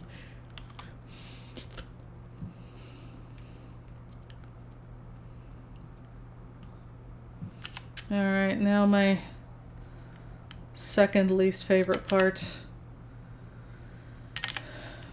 Playing keep away with the giant.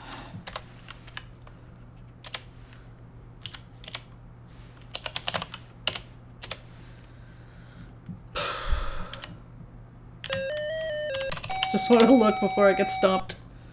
You're oh, thanks for the amazing helpful text box there. Ooh.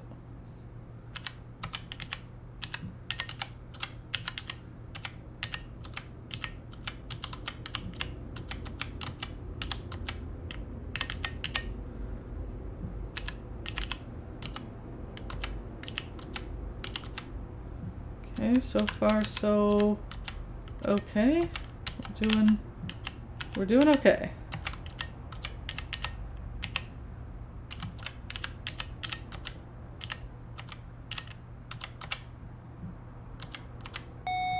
There we go.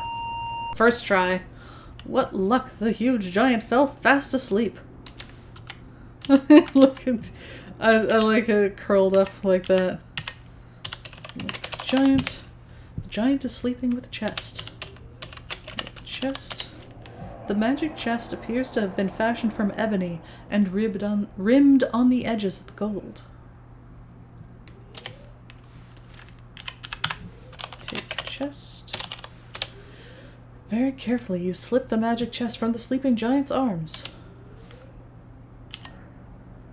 Finders, keepers. You are... Yeah, okay, we got it. Land a giant.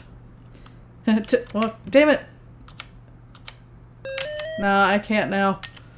I am sorry. I didn't think of that. What happens if you tickle the giant?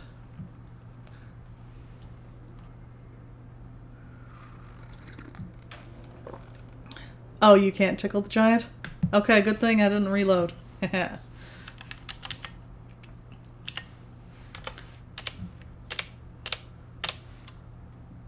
It would probably be a bad idea anyway. I agree. This seems less than brilliant move. Yes, it would have been a funny death. Been like, Graham just can't resist. I agree. You should... tickling whales is a much... much more profitable move. Yeah, stair quest time. This is new. This is this door on this landing is new. Look. The stairs seem to go on forever. There is a large hole in the wall to the east. Oh, okay.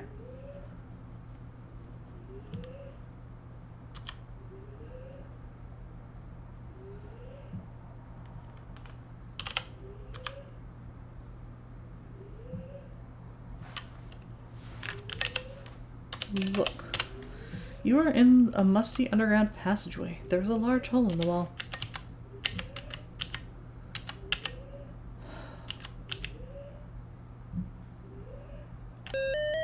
Ah! You have stumbled onto the home of the thieving dwarf. Unfortunately for you, he is home. Ah! Does he follow you? No? Is this a random... Is he ever gonna be not home?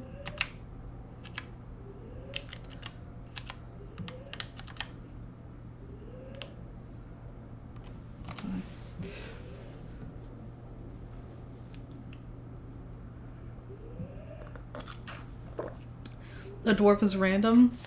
How far away do you have to go to reset it? Like, if I mean, even though he's, like, right there, if I just go to the next screen and back, is there a chance of him not being there? It's like running from Ed out of the kitchen in Maniac Mansion. Yeah. The dwarf is like, yeah, it's fine, he's going. Just return to the screen? Okay.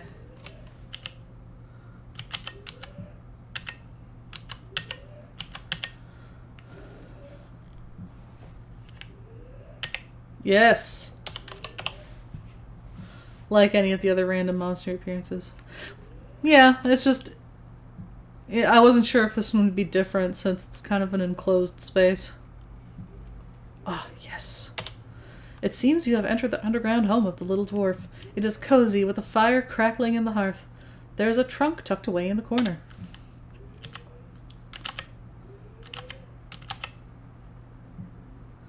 Nice hats.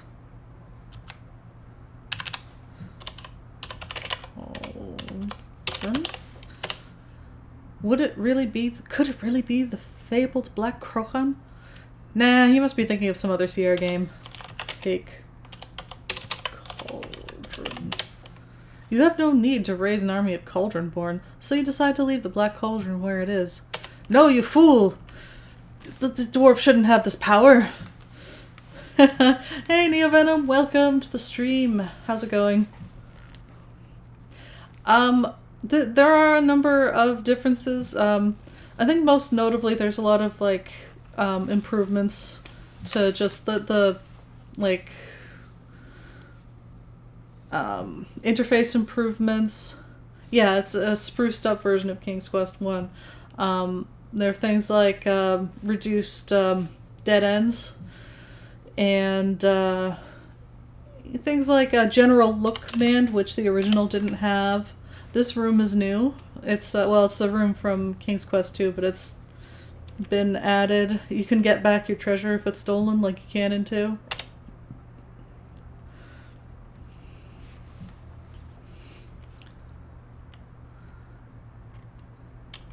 Yes, that's the phrase I was looking for. Quality of game life improvements. Look hat. The stocking hats of the dwarf are sitting on the table. Take hat. You have no interest in those hats, they aren't your style. Yeah, that's true. Climb into cauldron. No, that would just waste time. Save the world. Open chest. Look in chest. You look inside and notice nothing. Absolutely nothing. Oops.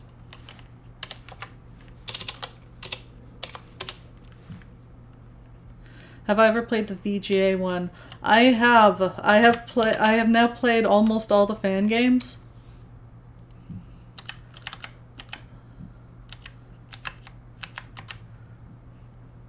You're talking about the AGDI games, right?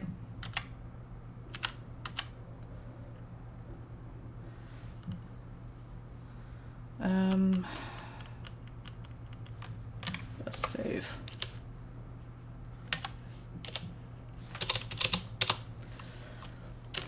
Stairs.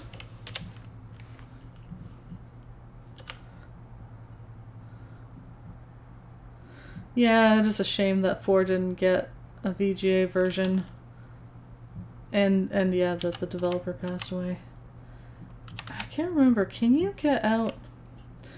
In the SCI version, you can get out of the cave this way, even if you don't have a key.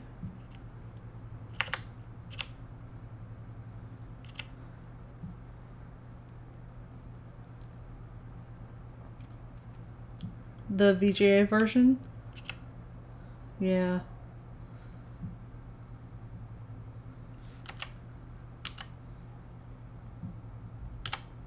Yes! Do you get fewer points this way, though? Gotta have the points!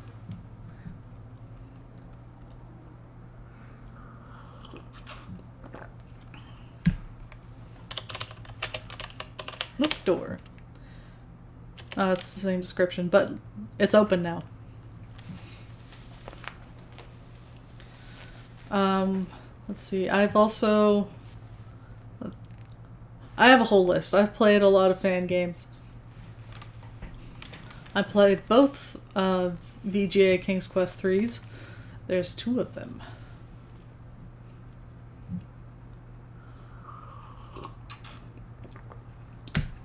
I've played The Silver Lining, and perhaps one day I'll play the last chapter of it. Alright, I think that's everything before our flight. Let me just look at the map and see if there's anything that stands out to me. No, I think I've got everything.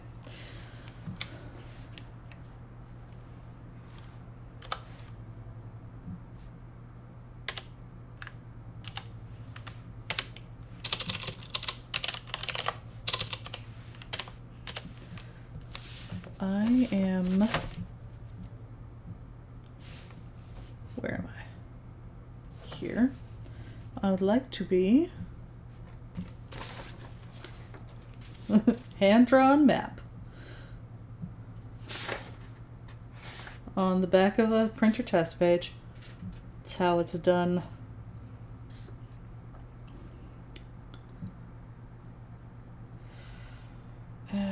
Where is the eagle? Where's the cave? Ah, okay, I think I found it.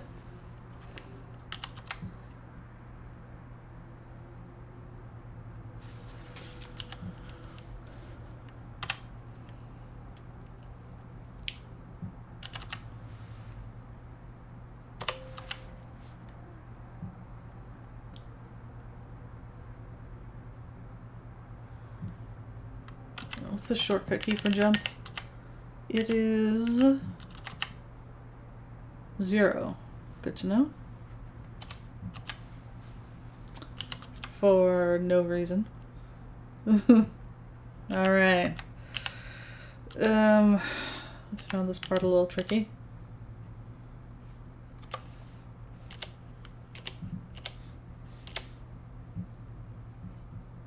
Whee! You heard someone was continuing her work in honor of the developer, but no news has been made in a while. Yeah, it's possible that that one might never see the light of day. I also heard, I don't know if this is the same person, but I remember hearing that someone was making their version, and they decided to scrap it and reuse the assets for an original game. High up in the sky, you see a very large friendly bird. Alright, now, do I have to be here? No. It's by the rock? I can never get the spot right. I was probably should have stayed over there. Oh, would you make up your mind? It's just gonna fly away now. Okay, I'm gonna go over here and stay over here, even if the bird flies over there. Yes! Where could this giant bird be taking you? Exactly, get back here, bird! You're still waiting on Night of the Meteor? Ah, the remake of Maniac Mansion in the style of Day of the Tentacle. Yeah. I wonder if Silver Lining ever will finish. I've heard multiple times that they were very close to being done, but that was like years ago. Ouch. Look, there's a large hole in this part of the meadow. Bush. They look like there's berries on them. Eat berries. Eat mysterious forest berries. Nothing could go wrong. They did put they put something on their Facebook page in 2021. Are you talking about Day of the Tentacle, or sorry, Night of the Meteor, or Silver Lining? Because I haven't heard anything new from Silver Lining since 2019. Look, mushroom. Yeah, Night of the Meteor. Well, that's promising. Mushroom is large and aromatic. Take mushroom. Actually, wait, before I do this, I think you said in the notes or something that you added a mushroom inside the cave. Just in case you miss the mushroom here.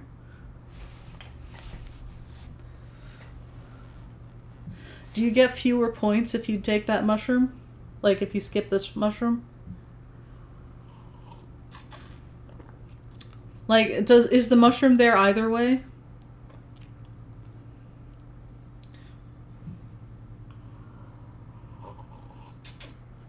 Same points? Okay. Just to show off the difference, I'm going to not take this mushroom. But I am going to note that the picture, the close-up picture was changed to appear more like the on-screen version. Is the one in the cave look different, or does it look the same as this one? Oh, you've never played that one? Yeah, Silver Lining started, yeah, it was, the first one, I think that's about right, 2009. And then steadily, like, the time between episodes got longer and longer, and the last, like, episode 5 has been promised for many years now. And, updates have gotten fewer and farther between. Yeah, the inventory item mushroom in the original is gray, even though it looks like this on the screen. When you look at it in your inventory, it looks like, you know, the kind you get at the grocery store. And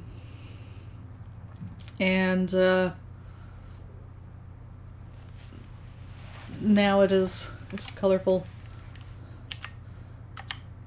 You know, just in case it does look different, I am going to save a game here. Pick up the mushroom so we can look at it.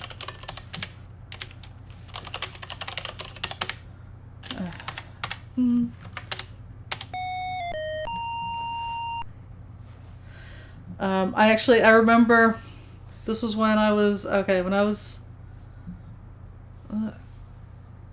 in college, and I saw the announcement, like, this was actually the first time I was hearing of Silver Lining, and I knew there were 4 episodes out, and when I looked, it said episode 5, the final episode, is coming soon, but here's this Haunted Mansion game for now. And I was like, oh, well, you know, since the last episode is coming soon, I'm gonna hold off until it's out, and then play them all together.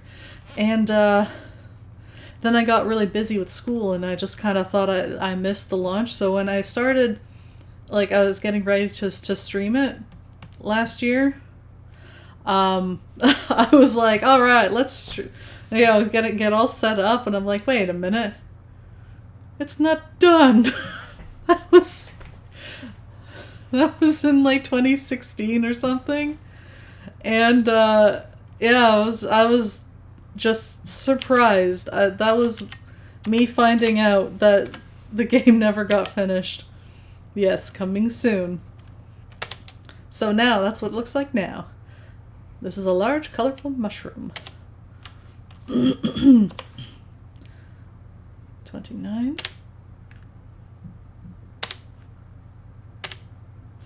Okay, so that's 1 point. Yeah, that makes sense. This should be the same amount. You bought a game and the other episodes are never coming out? What game?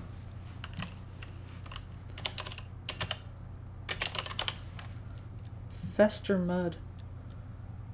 I don't know it. Is it a newer one? Don't be afraid. Get closer. In the depths of the large hole, you seem to sense a faint green glow. How does one sense a green glow? Climb in the hole. No, that would just waste time. Bam. Get closer, Rosella. Closer. Still waiting for the 2 sequels to loom. Ask me about the sequels to loom. The dark tunnel leads off to the south. There's a large colorful mushroom growing in the sunlight. You reach down and pick a fat mushroom.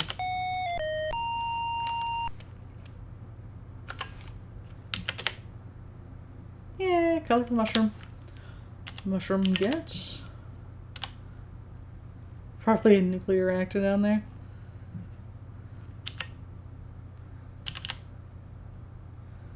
I'm still waiting for Gabriel Knight 4. The further you get from the light, the darker and mustier it becomes.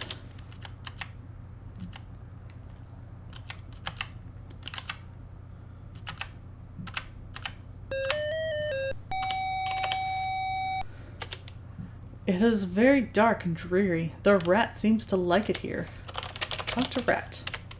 The rat rasps. Treasure, treasure, give treasure or no go door. Give treasure now. I have just the treasure for you.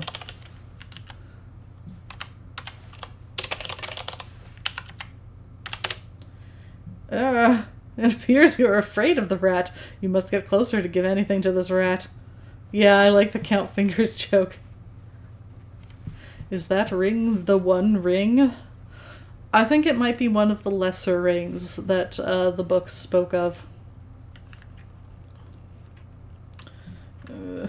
I am indeed afraid of this rat. The rat drools at the sight of the cheese and snatches it from your hand. You might want to count your fingers. The rat scrambles to the wall and seems to magically merge with it. Count fingers. You count your fingers, no relieved to see you still have all of them. I just remembered that I always used to hold off on taking the clover until after I finished everything else because I think it might ruin my chances here. Well, we're already here, so I'll do my best. But I did find that like the power of the clover would make the leprechauns disappear before I had a chance to play the fiddle. Oh, now that you think of it, this magic ring and golem's ring both have invisibility powers. It's true. Except this one can only turn you invisible once, so that's clearly a lesser ring thing.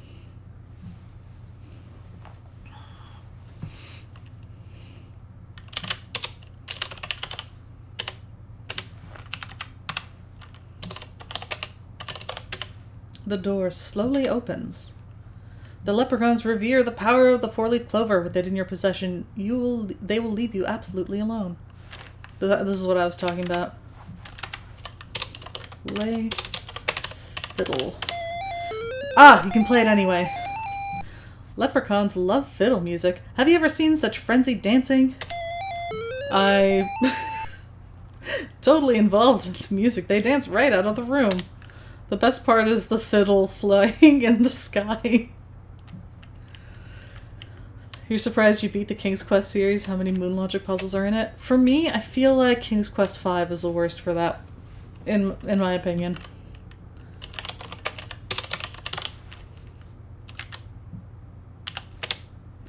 You play a little tune on the fiddle to amuse yourself. What? Okay, after his followers have danced away, the king of the leprechauns realizes he can lead best by following, and leaves, forgetting his beautiful scepter. I thought I remembered there being dancing leprechauns here as well. I like how he just walks out.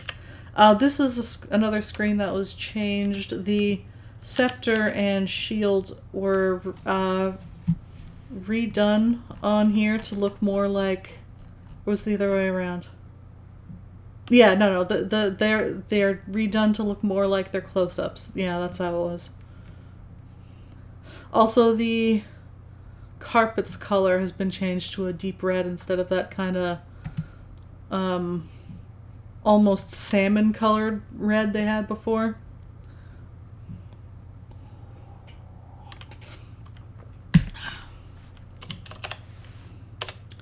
This is the throne room of the Leprechaun King. There is a shield and a scepter near the throne.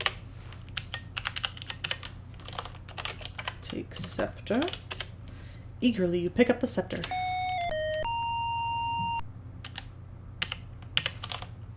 Take shield. You take the magic shield and carefully put it in your pocket.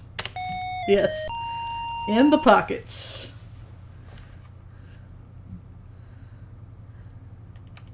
King's Quest VII went to the point of moon logic where valid to put the moon back in the sky.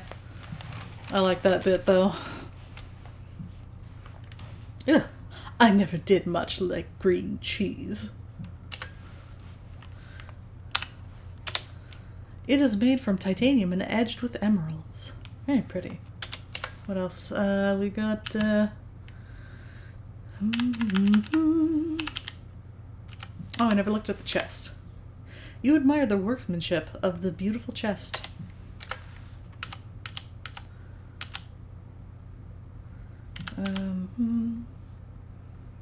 Leather slingshot. I looked at that. Scepter. The elegance of the scepter is incomprehensible. Pockets of ever-holding.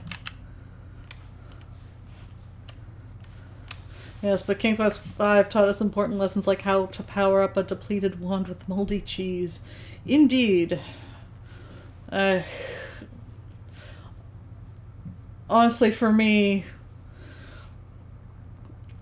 the one that got me stuck until the internet era when I could just look up the walkthrough was the bit in the forest where you have to squeeze out your honeycomb onto a random patch of ground and then drop gems into it until an elf shows up, and then you capture the elf and it yells at a rock until it moves out of the way.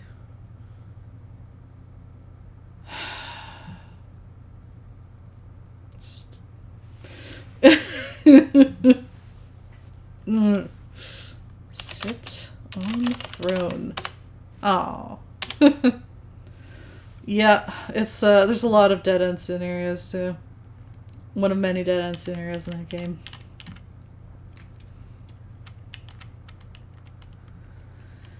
Yep, that's right. I got some great treasures, a sweet scepter.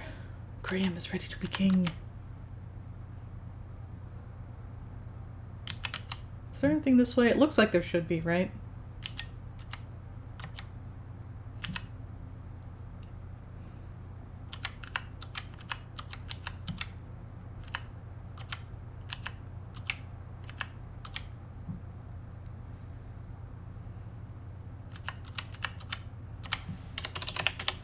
This is a small cave with stairs on one side and a very small hole on the other side. The small hole leads to the outside world. Eat mushroom. As soon as you swallow the first bite, you have this strange shrinking feeling. It's true. You are now no bigger than a mouse. Hee tiny Graham. Look, before I hit enter to continue, I would just like to point out that he has no neck. There is literally just nothingness between his head and his body. You feel a stretching sensation. Oh, you're back to your original size.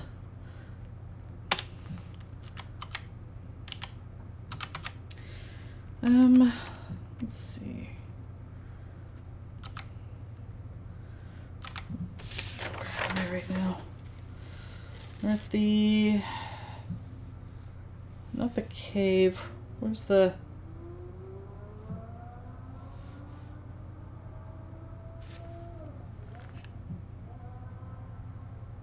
Ah, here it is.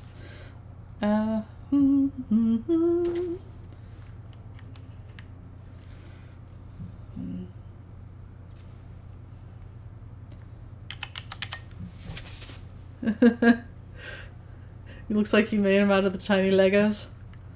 Oh, do you mean the nanoblocks?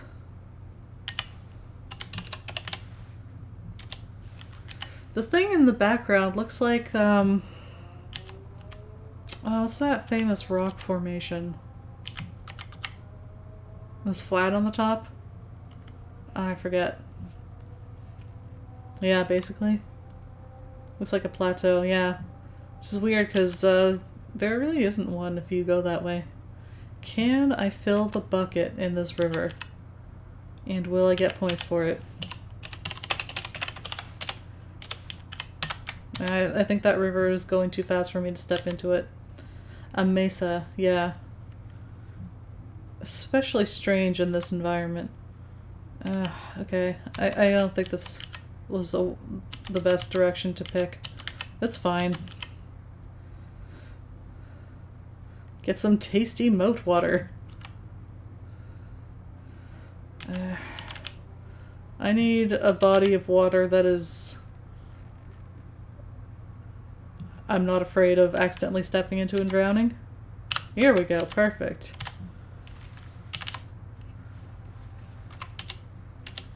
Maybe I have to, like, get in the water? There we go. Bam! More points.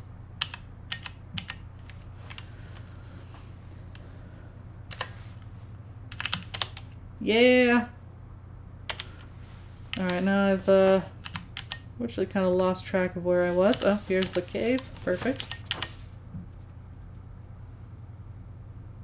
Let's go this way then. Blam!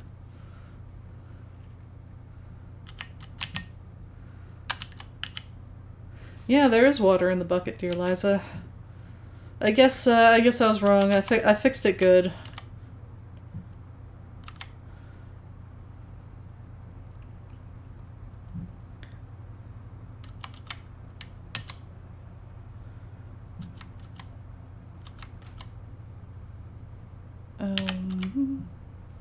Wait, this was one of the...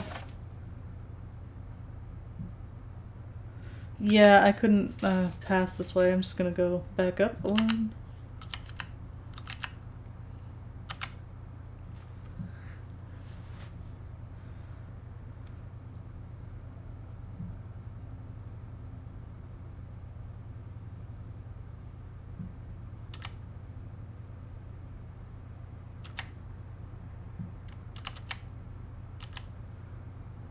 Look at us.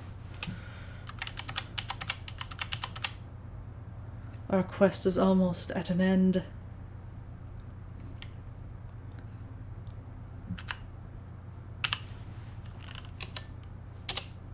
I don't know why, but just in case, I just want to...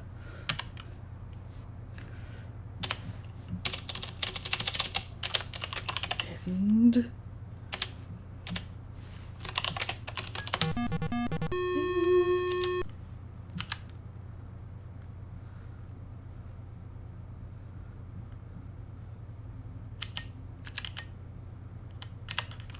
A chakra.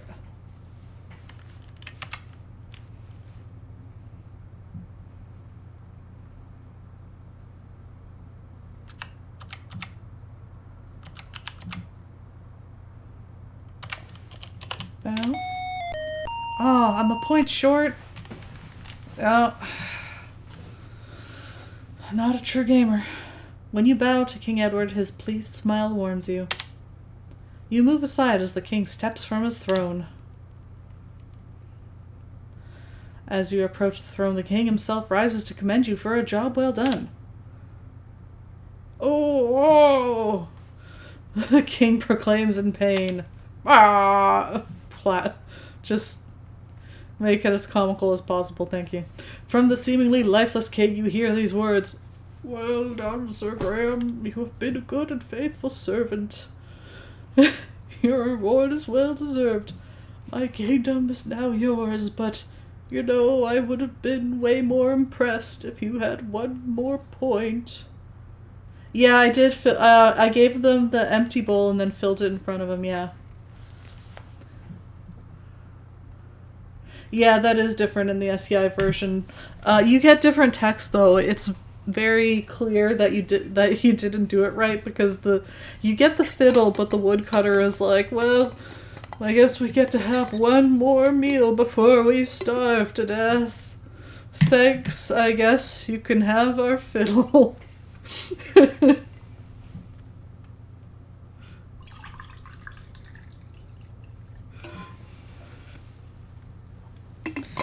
It's fine. Yeah, I know. 1 point. Start over.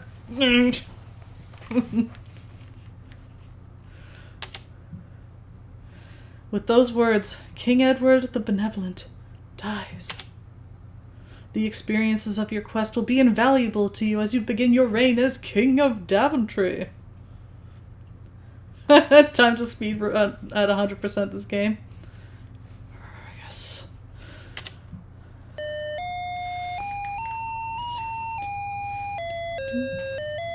Thank you for playing King's Quest.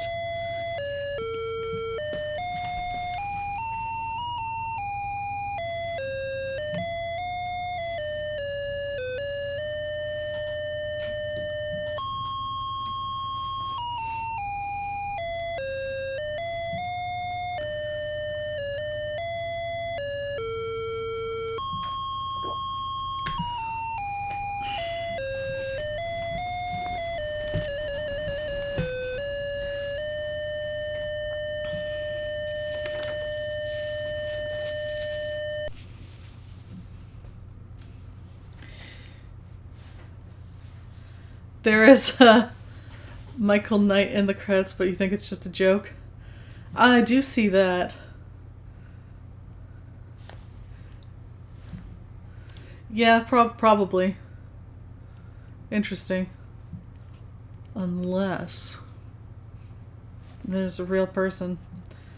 And I bet that guy was real sick of the Knight Rider jokes. He's like, no, you put one in the game.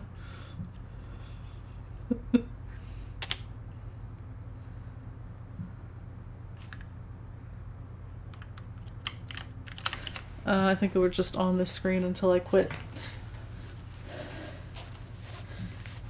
Anyway, that was King's Quest I Redux. Well done. I enjoyed it. I like the improvements.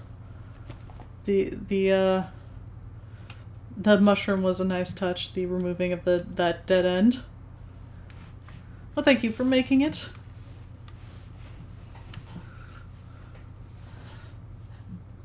And actually, like, apart from that one funny walking on the water bug, is a very smooth experience. No difficulties there.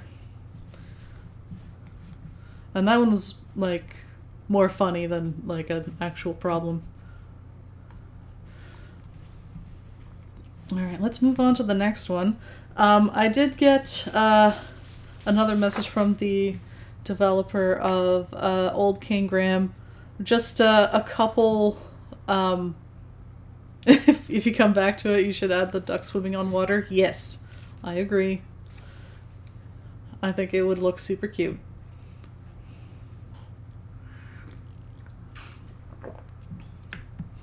Yeah, so the developer let me know of the last couple Easter eggs that I didn't find, as well as A couple additions that that he made from watching my playthrough.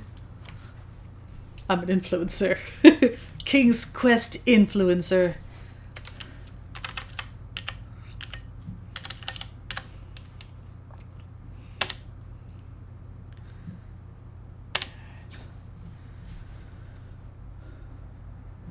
Now,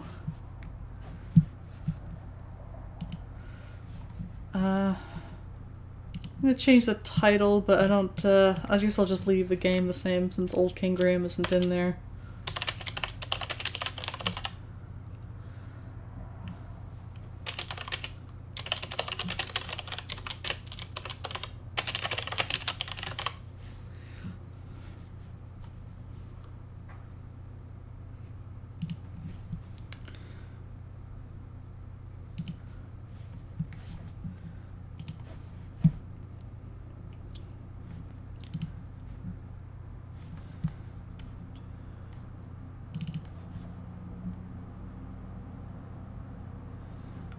Is it?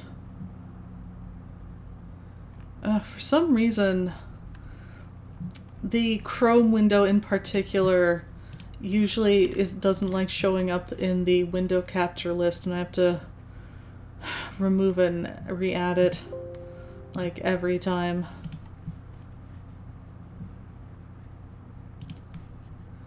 Add source.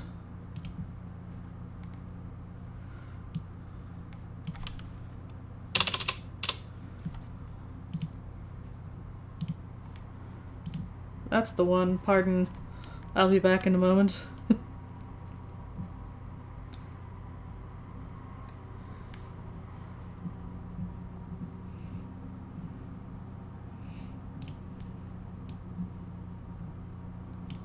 we go. So let's...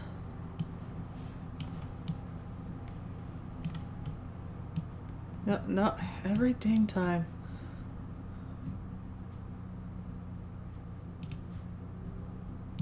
Stop switching windows on me.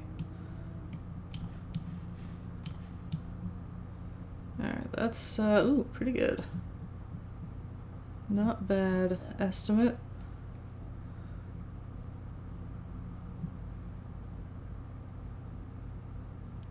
It's hard to get it exactly right, but I think it's pretty good.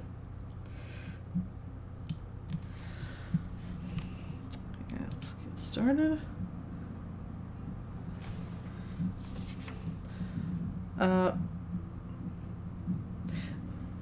First off, oh yeah, load owl. Load owl? Hold on, sometimes it doesn't pick up my speech right away. I have to reload. Hi. Hi! Load owl? There we go. Up. Right. Stop. Stop. Right. This is the one. Stop. Look bush. Beautiful meadow. Small wildflowers speckle the ground. That's new. Oh, I forgot to. That one was new. Added because I was trying to look at that bush. And I was like, come on. There's gotta be something in there. A little hole in it.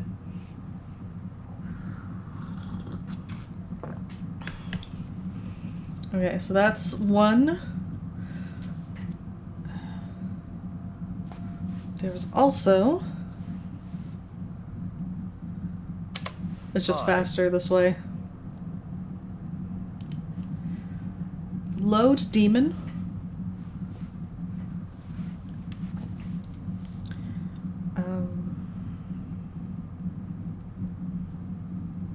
Oh no, wait, it was I was supposed to... Graham needs to be closer to the work table.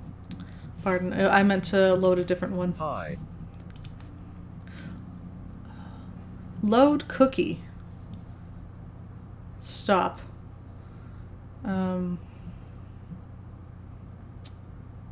Voyages. Graham needs to be closer to the map. Voyages. So this is an Easter egg. You don't actually have the map until after you get rid of the cookie, so this is just an extra thing. If you already know about the map. Frozen North.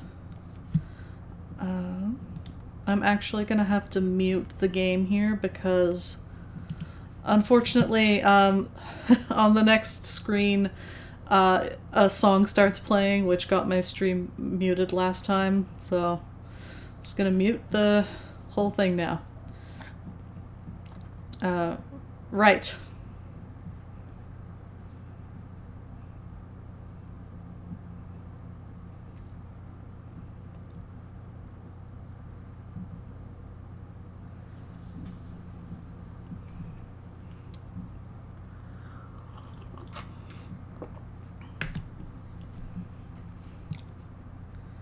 Stop.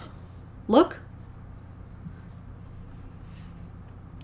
Joyful tidings surround Graham here at the North Pole. Best graphics ever.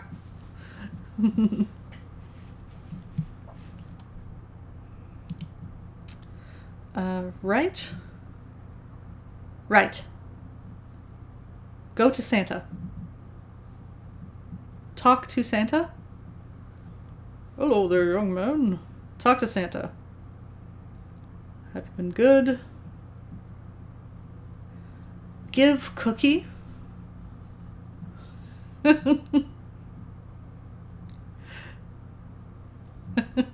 So now Santa is cat. Look, cat.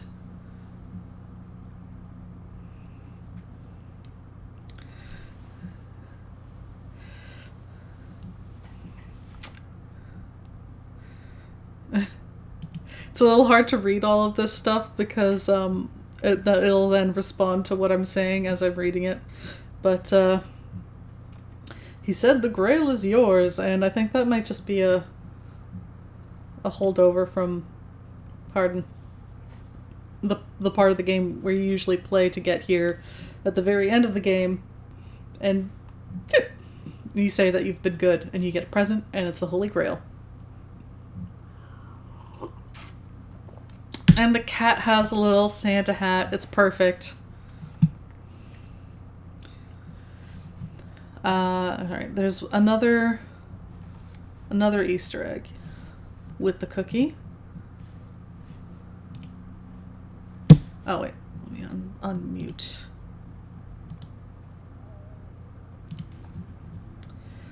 Load cookie.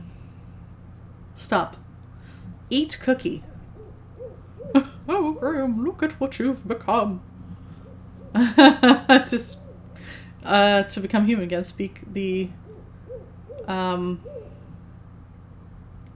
incantation, etc. I don't want to though. Up? I can't walk around. Go to table. Is filled with arcane oddities and ingredients pulled from the wildest corners of distant lands. The eerie torches are still lit after all these decades. A writing desk it's a bit sits in the quiet. back corner, and a work table stands in the front of the room. Go to shelves. Oh, I can't walk around in this form. Graham needs to be closer to the work table. But look at he gets to keep the hat. It's Graham needs perfect. to be closer to the work table. This laboratory is filled with arcane oddities and ingredients pulled from the wildest corners of distant lands.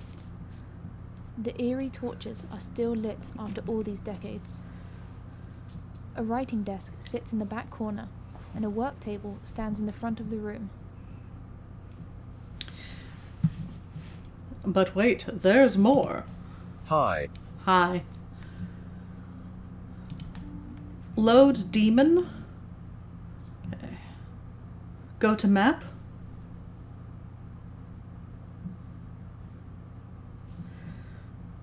Voyages. Compass.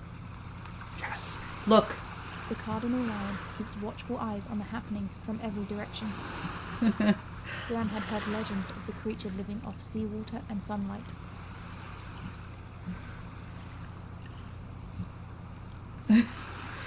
Talk to Lion? How is life to the west? There's been strange electrical activity to the northwest at Mordax Island affecting my compass.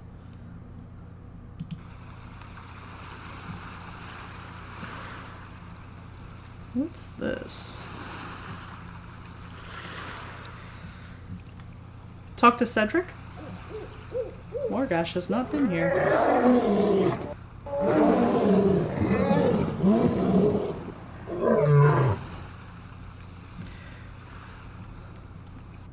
Go. I've seen a dark wizard chasing after the Holy Grail to the south. He came from the east, believe it or not. The west is fine. Graham takes a bite of the briny ham. It restores some of his vigor. Stop.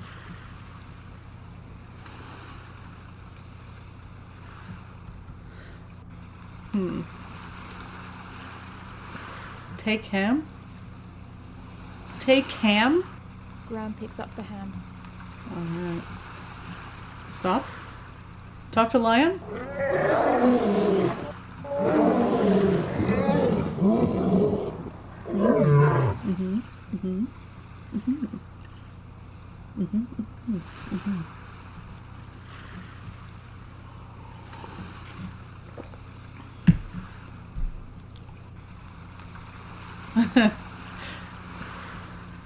You are welcome to take this ham, Voyager. I neither Graham eat picks up nor the- drink. Graham takes a bite. Graham picks up the ham. Leave.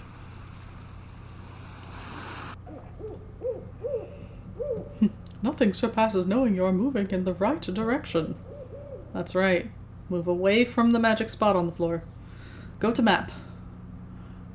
Voyages. Green Isles. Go to door. The door is locked. Unlock door. The door is locked. Nice shot, traveler. I'm always looking for more knights. You move more like a rook, though. Farewell. I never. Talk to Queen. To whom does Graham wish to speak? Talk to Queen.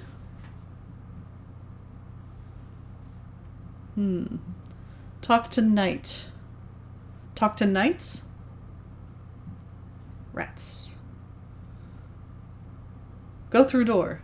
The door is locked. Alright. Down. And stay out!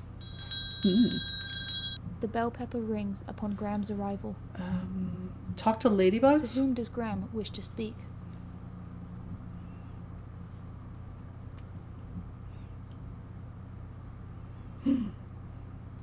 How rude. Go to door.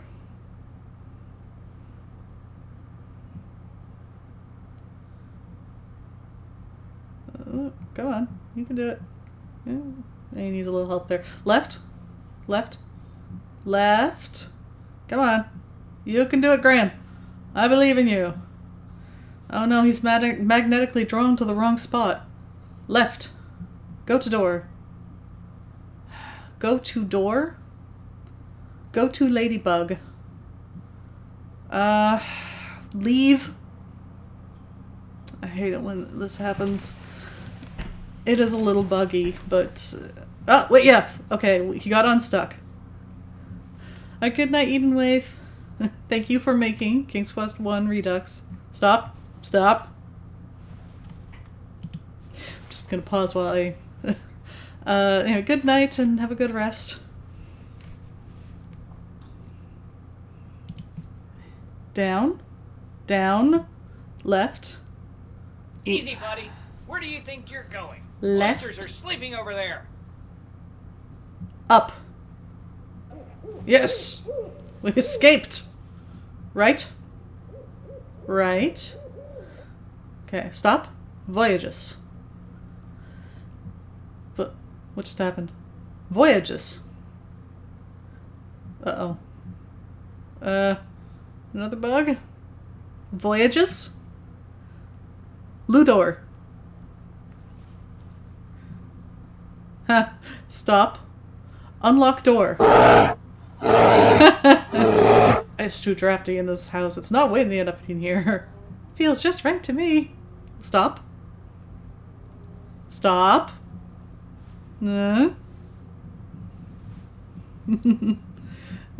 Talk to The bears. ground needs to be closer to the door. Talk to bears. Alright, this is the same as before. We don't get anything new. But, I mean, that's the Easter egg. Stop. Now, there was one other addition that was made because of my fumbling. One last one. And that was the rat in Serenia. I couldn't figure out how to free the rat from the trap, and I tried a number of things, so he added those to the possible things you can use to free the rat. Up. Go to map.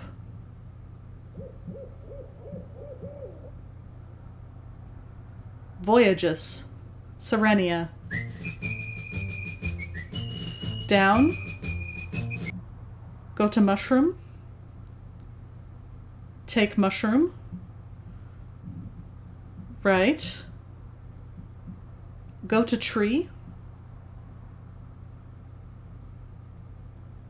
Talk to rat. Hey, pal. Think you could give me a little help? I dragged this thing all the way from the inn. What a pain. Bring me something to pry this open with?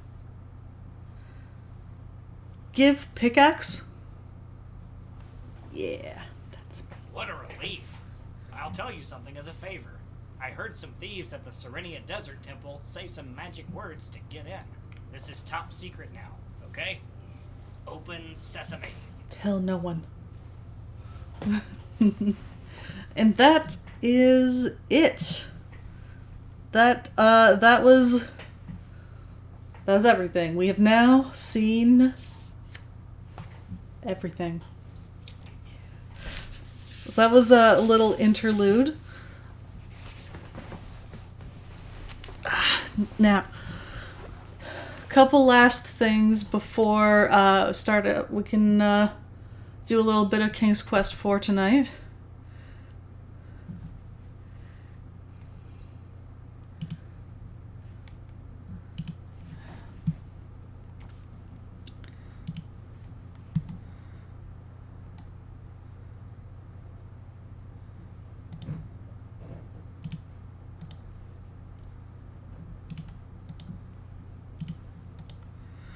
Now, I don't know exactly when these were made, but back in the day... That is not the right page. Pardon. Back in the day, Phoenix Online made these like little flash games. They're all knockoffs of some other game. They're pretty basic.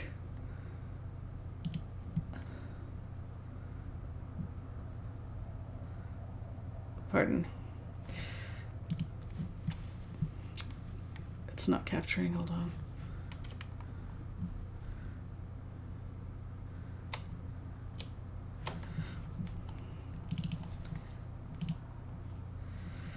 But, I thought I'd show them off just because, you know, it's technically, it counts.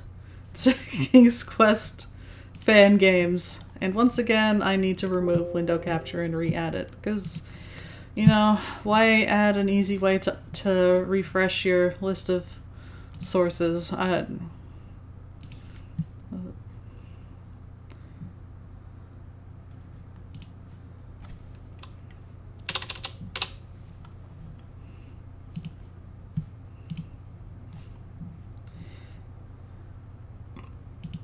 That's the one. Correct. Now, I have to mute all of these. Unfortunately, they use copyrighted songs. So, I guess here's some King's Quest music for now. This will only be for a few minutes because they're all pretty basic, and also the type of games that I don't especially enjoy. Hold on, sorry. Once again, there we go.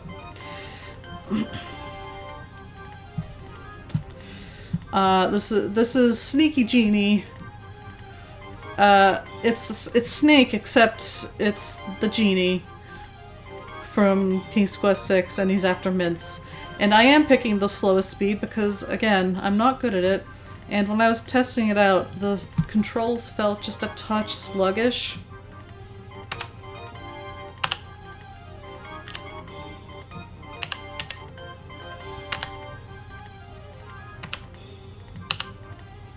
Ta-da!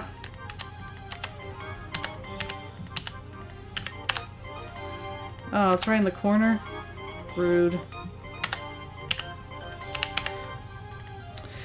Behold. I didn't actually recognize what song this one was, but is clearly not written for the game. These games are all still on the website. You will need a Flash emulator if you want to give them a try. I wouldn't bother, though.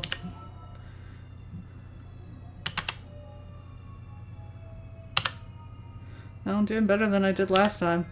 What?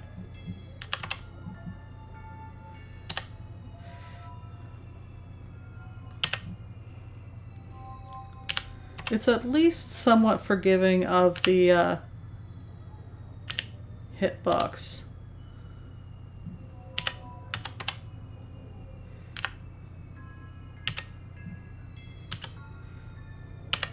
And it's a genie, because you know how genies have that kind of vapor tail? Just like the one in King's Quest VI definitely had.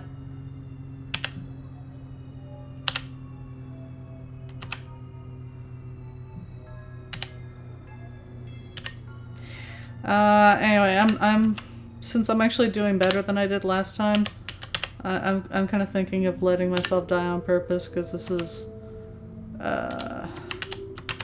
not super exciting. This is probably the least interesting of the bunch. Anyway, I'm gonna smash into himself this away because it's funny. Game over! I got a high score because I don't think they're keeping track anymore. Alright, so that is Sneaky Genie. What else? Oh yes, so this one is Holeman. The music is actually just the music from Pac-Man, because it is this Pac-Man clone. Instead of ghosts, you get random King's Quest villains. And you play as Hole in the Wall. I haven't, played Pac-Man since I was a very small child, and I'm not good at it, so I'm just gonna... Where's my guy? Ah, there he is. So, they turn into cats! Huh? 'Cause...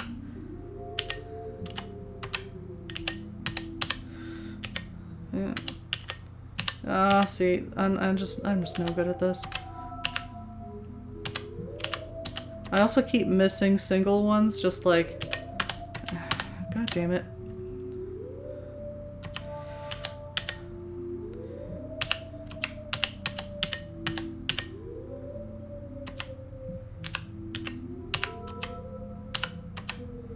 Yeah. Anyway, ta-da! That's enough for me. I don't like Pac-Man. Moving on. Oh, perfect music. The next one, Hexxawand. I forget the name of the game that this one's cloning, but we had to play it in the 11th hour. this one had, so it's similar to the microscope puzzle in the Seventh Guest, if you're more familiar with that. When I was testing it out, I barely managed to squeak by with the win, but I am not very good at this game. Just saying. Also, the music that plays in this game is, I forget the name of it, but, you know, a little less conversation. Yeah, see, already I suck.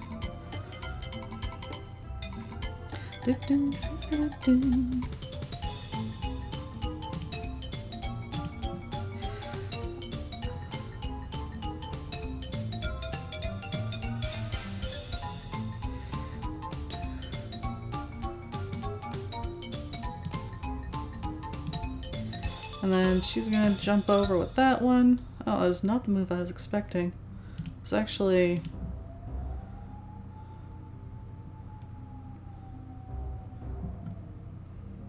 not at all.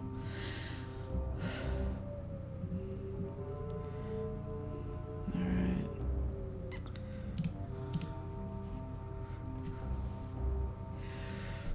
I'll give this one a shot. Let's see.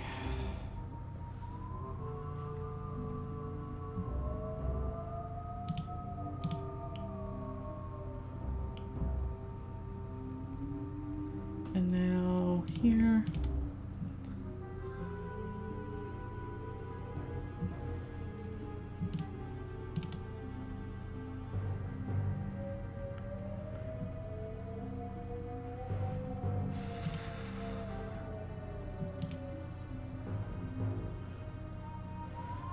So far doing better than the last time, but these things can turn pretty quickly.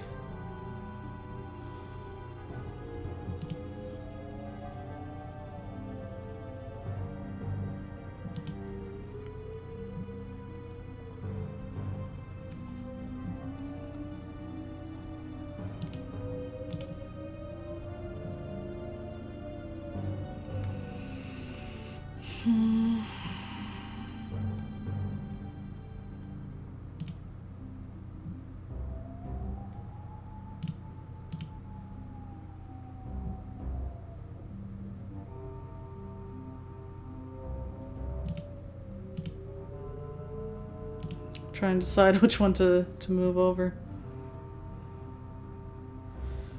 Yeah, maybe none of them. Maybe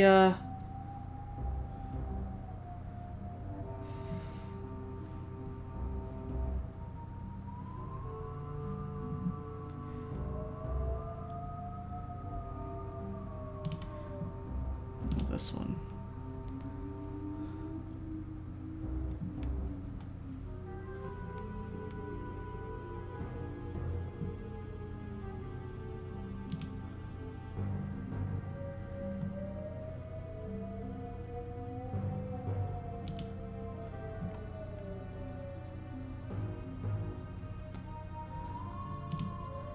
Ah, dang, I thought I could make that jump. Well, my brilliant plans came to ruin. Alright, which way do I want to go then?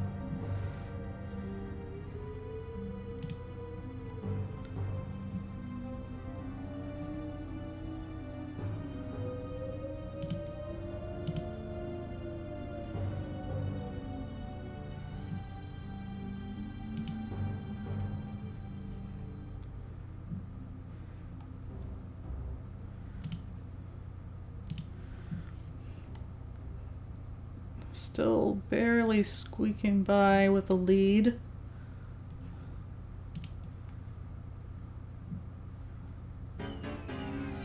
Do, do. Do, do. Do, do, do, do, do, do, do. Blop.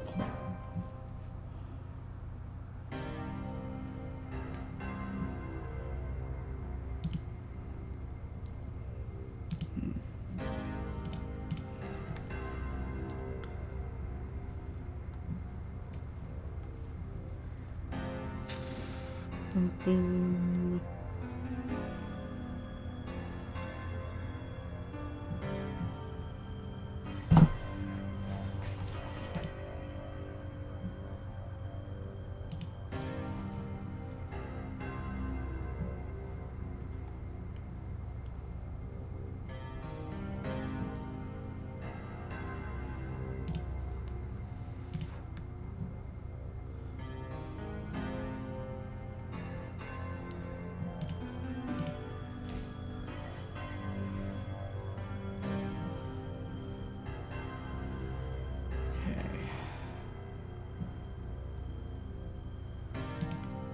This way.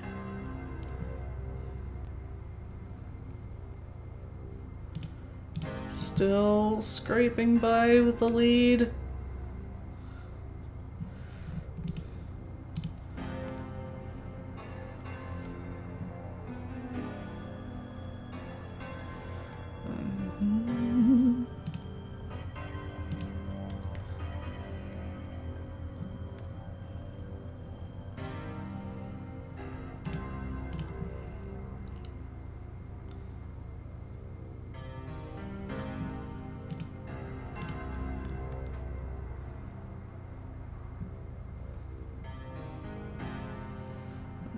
Let's see.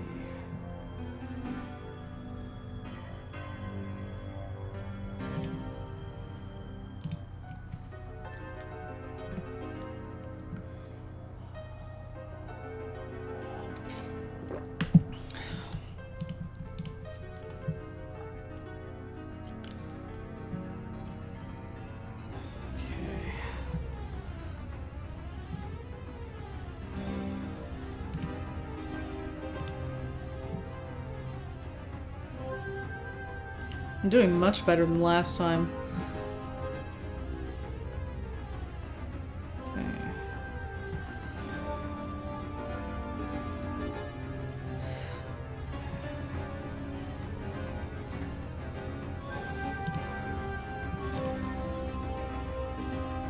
Probably gonna leap in. Mm-hmm.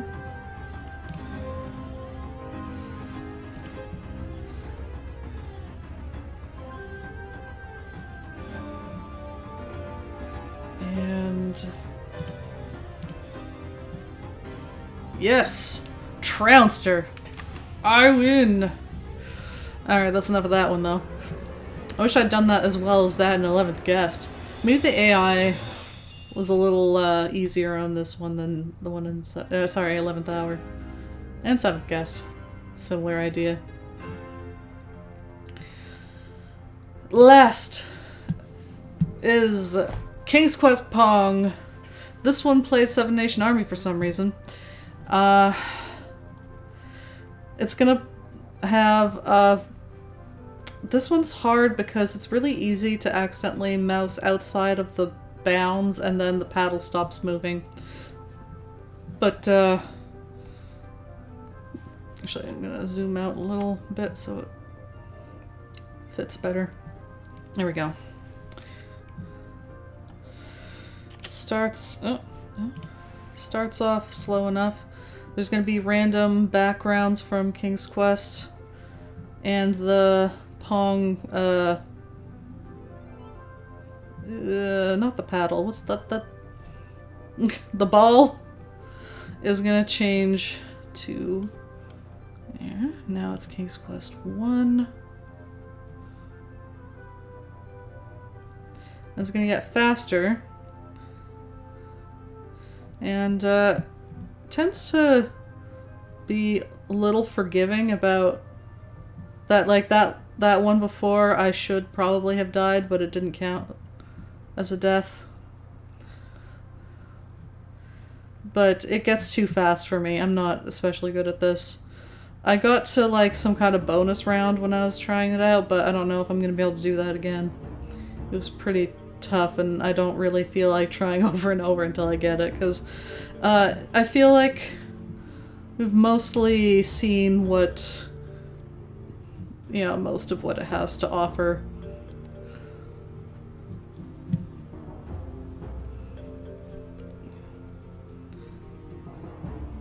Yeah, see, once again, mouse out of bounds. The paddle stopped moving, but luckily it was already in more or less the right place. This is very important. The world must see almost all of the King's Quest fan games. Not the porn ones, though. I'm good with that. Y'all have fun with that, I guess. Okay.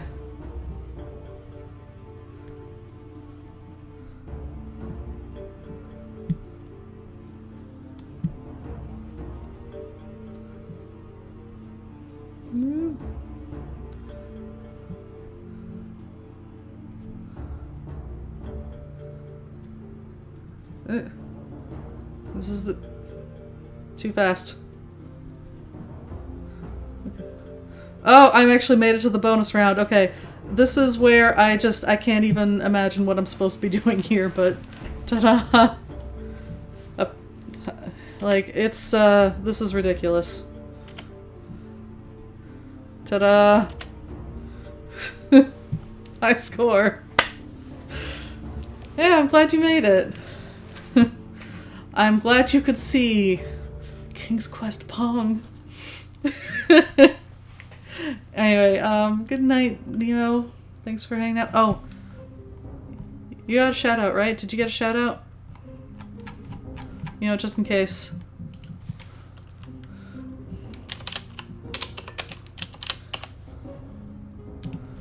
Damn. Sorry, I couldn't remember if you got one or not.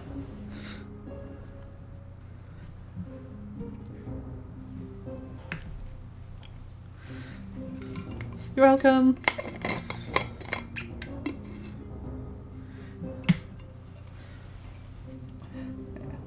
It's it can be hectic sometimes to catch everyone. Like I don't always remember to ask for shoutouts for people. All right. So now that we've dicked around with goofy mini games, let's check out a little bit of King's Quest IV Retold before we sign off for tonight.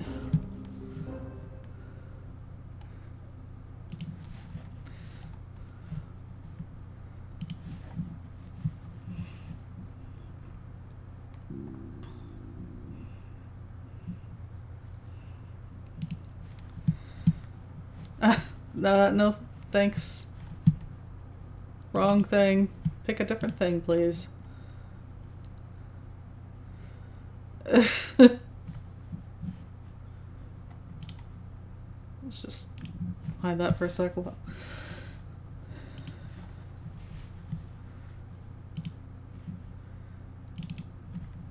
Now this one was from... It says Dr. Slash. I couldn't find more about the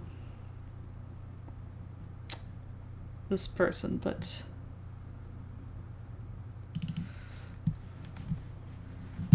come on.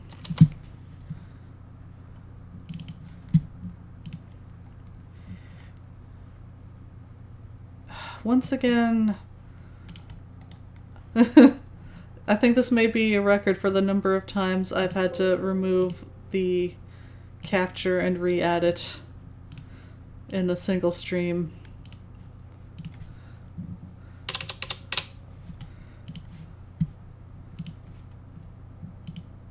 There we go. Let me just...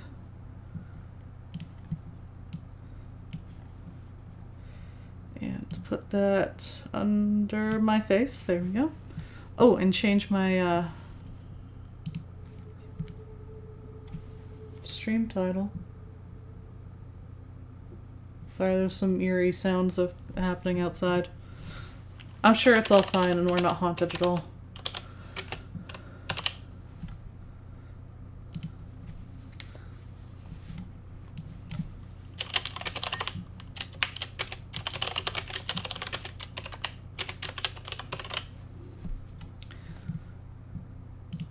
Perfect.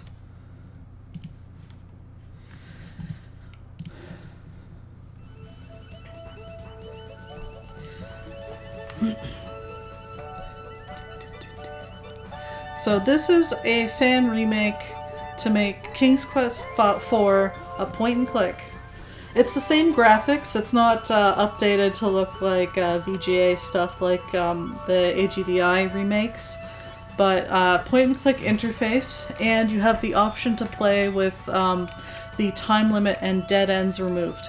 Now, I know this game fairly well, so those aren't usually an issue for me, but I will play with them removed this time just to see what improvements have been made. And you know, we probably have all seen the intro, but just in case you haven't, let's start with the intro. I know I don't think the intro has been changed, but come on, let's see it. Would you like to completely remove any risk of getting permanently stuck in a dead-end situation or running out of time? Yes. You have selected to remove the dead ends and the time limit. Please note that while you will be able to finish the game no matter what you do, it will still be possible to lock yourself out of the best possible ending. I think that's fair.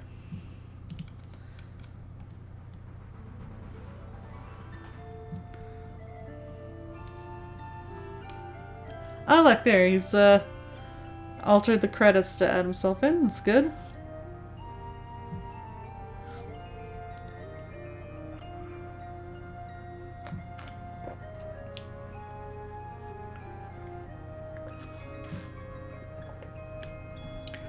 Let me know how the volume is.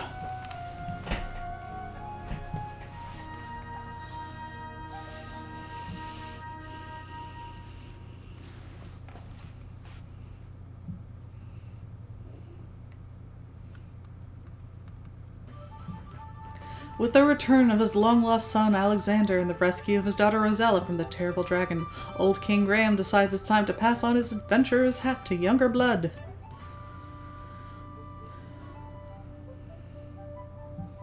I don't remember if it's... I think, yeah. He flings the battered hat toward his children while his wife, Queen Valenice, proudly looks on.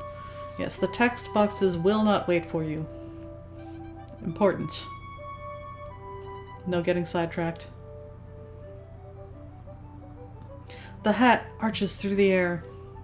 Suddenly, King Graham experiences a terrible squeezing pain in his chest. "Help me," he rasps.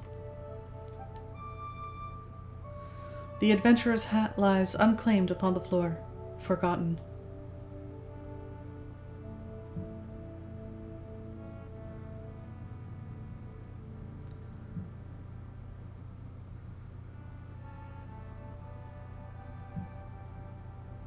King Graham lies weakly in bed, Father Death hovering near.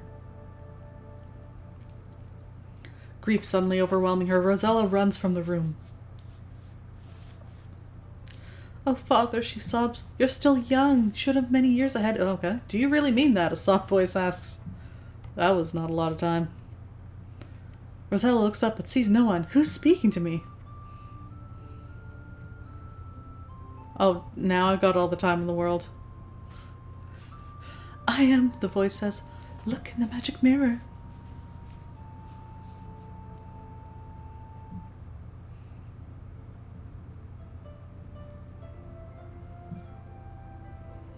Rosella sees an image in the mirror. Who are you?" she queries.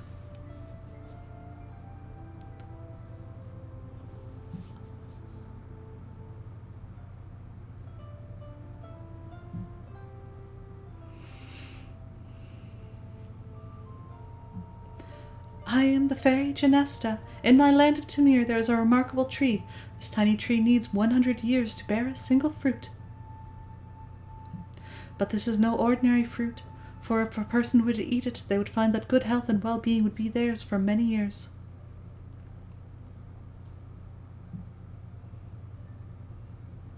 Rosella is much heartened by this news. Where is the land of Tamir? Never studied geography.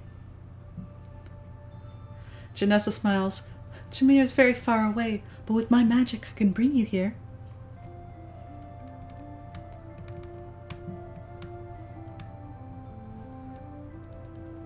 Rosella senses that there's more to the story. "But I suppose there are problems?" Again, Janessa smiles. Yes, you are correct, Rosella. If you are willing to come to Tamir, I will explain the situation. However, once I bring you here, I can't send you back. You'll have to help me first.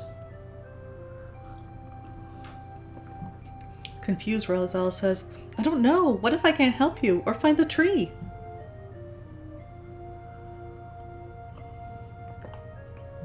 Janesta pleads, You must decide now, Rosella.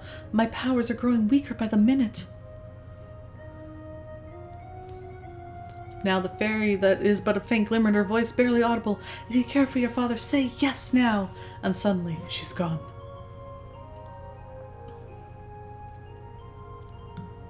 Yes! But it was too late. No, okay.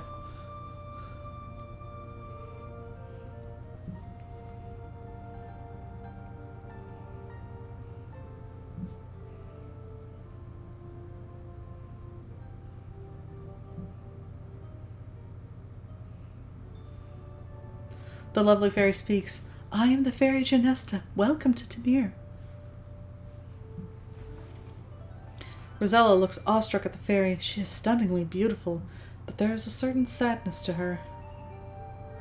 Finally, Rosella speaks. I know you would like me to help you in some way, but I don't know how I could help a fairy.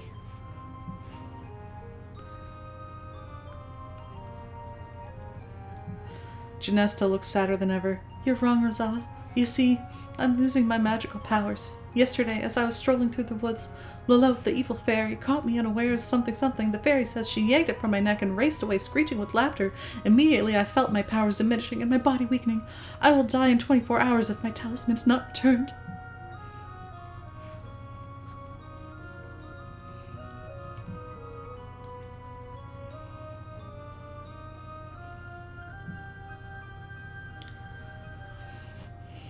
Intently, Janesta looks at Rosella. Lilot is very evil and will use the talisman to bring more evil to Tamir. Now I fear it will contaminate my whole country. Further, I cannot send you home without my talisman. Excuse me. Rosella is unsure as to what she can do. Meekly she asks, I want to help you, but how? You can do more than you think, Rosella, Janesta assures her. I believe you will be able to penetrate Lilot's domain.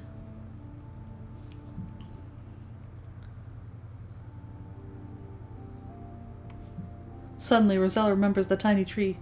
Can you tell me where to find the magic fruit? Remorsefully, Janesta looks at Rosella. It will not be easy to reach the tree. It grows on a tiny island within a vast swamp on the other side of the great mountains. Bravely fighting back tears, Rosella says, I will help you in any way I can, Janesta. How can I find Lilot?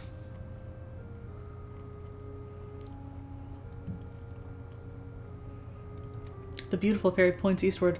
Lilot's castle overlooks Tamir from the great mountains.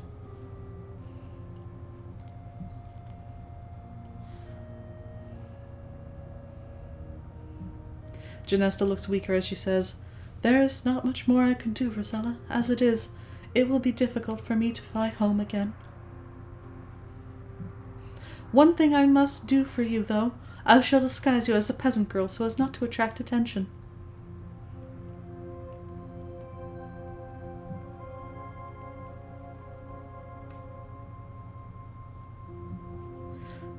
Thank you, Janesta, I think, Rosella stammers. It'll be better for you, the fairy says. Well, I must be off while I can still fly. I know you can do it. Goodbye. Good luck.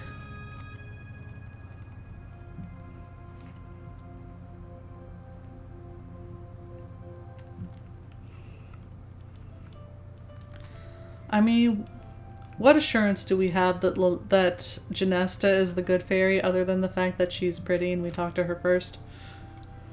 Well, you're on your own, Rosella.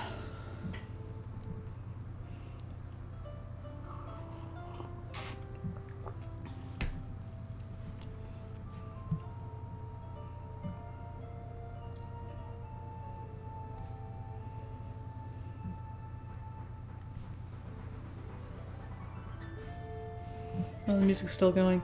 I can't remember if it keeps going indefinitely or if I'm supposed to just wait it out.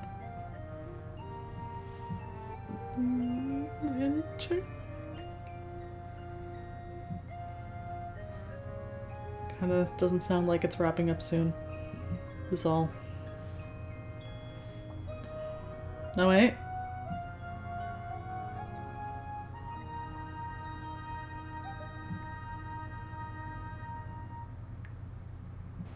Okay, there we go. Oh yeah, that's another thing that was added. Our ambient sound effects. We've got like the sound of running water, bird sounds. Personally, I found them a little loud, so I'm going to turn them down a bit.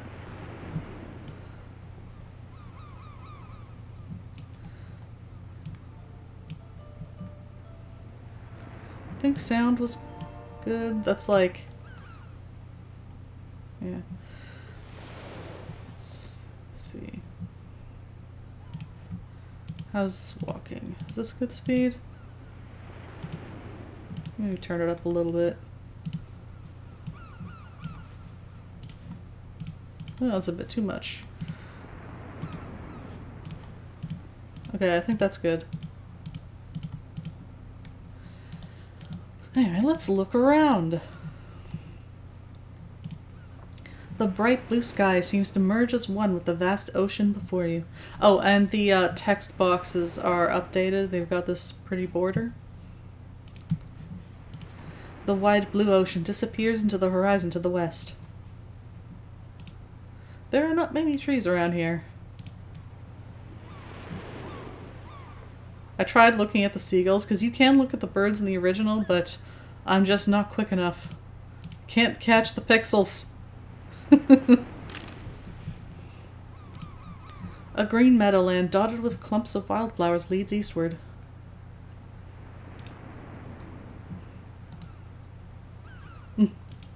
You scour the beach, but find nothing except sand. Oh wait, you didn't look at me. You see a poor but beautiful peasant girl. Flowers. It would waste your precious time to stop and pick flowers, but no, I removed time limits, so it's okay now. Pick flowers forever. One of the things that's annoying is... here we go. Is that you have to click right at the very edge of the screen to get out. I anticipate a bit of difficulty there. You see a beautiful wild unicorn in the meadow. Its coat is dapple gray, and its wonderful horn shines like gold. The unicorn shies at your approach and trots away. I also noticed that some objects now have like a tooltip thing. See, it says river at the bottom of the screen. Not all of them, but some. I'm not sure yet what decides. Rosella has it. Maybe like the most important object? I don't know. The cold water of the river rushes westward.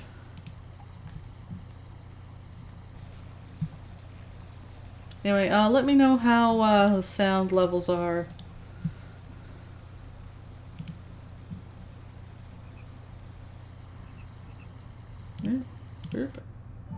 Oh, there it is again.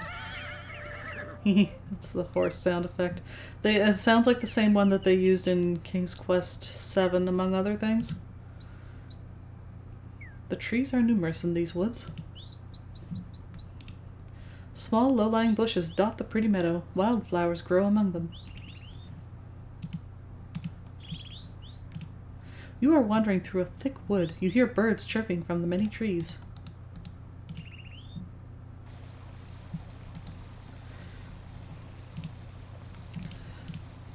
A rustic stone bridge adds a bit of charm to this part of the woods. You notice something glimmer under the stone bridge.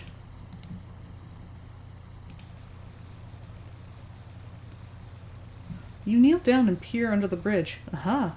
You have found a small golden ball. You pick it up and carry it with you.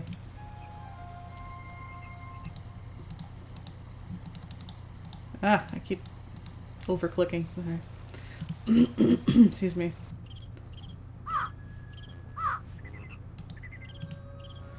This is a very pretty little pond. Floating upon it are many beautiful water lilies. You spy a large frog sitting on top of a big lily pad, and yes, it's wearing a little gold crown.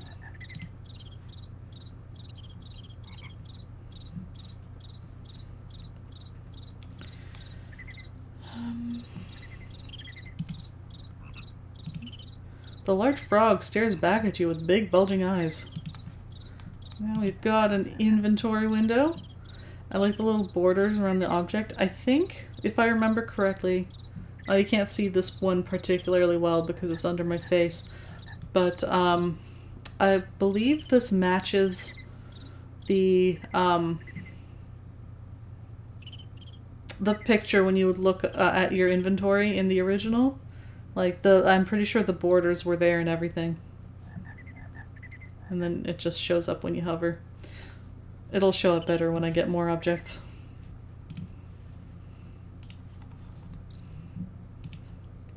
Seeking some calm and rest, you sit down by the pond and watch the water lilies float serenely on its surface as you roll the golden ball between your hands.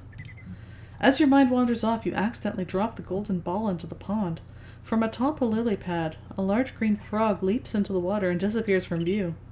A moment later, the frog emerges with, "Yes, your lost ball." It seems as if the frog is kindly returning it to you.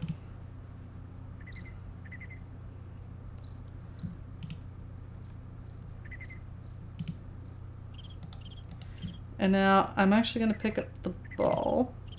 The frog's going to run away. And then I'm going to go, oh, you scared the frog away. Oh, I didn't realize that would happen. It's fine, he's back.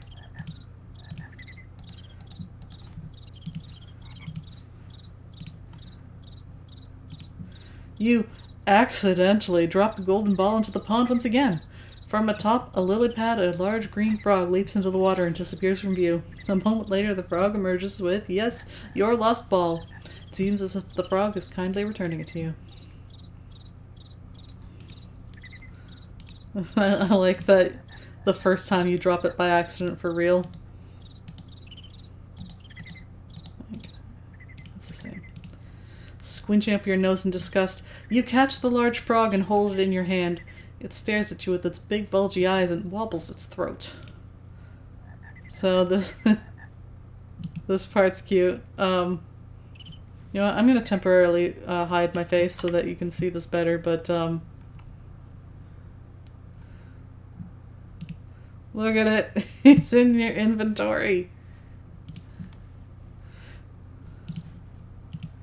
The frog sits calmly in the palm of your hand. Its big eyes stare into yours. A little gold crown rests upon its head. Now we... Boop. You look at the frog's green lips. Mmm, good. You feel silly doing this as you slowly put your mouth against the frog's.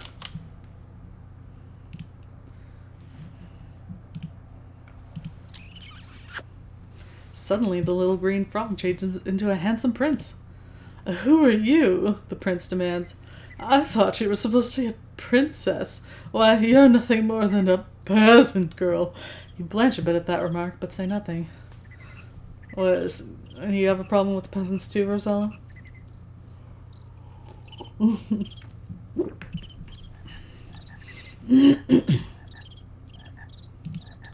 "Well, ta-ta," he says. "I'm off. Here, you may keep this." To your surprise, he tosses the little golden crown to you as he takes his leave. Good riddance, you think.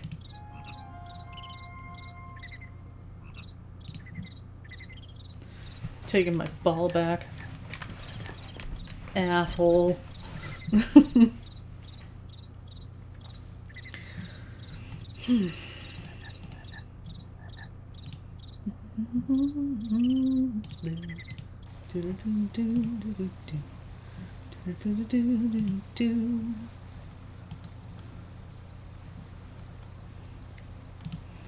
The roots of this great tree envelop a little snug house.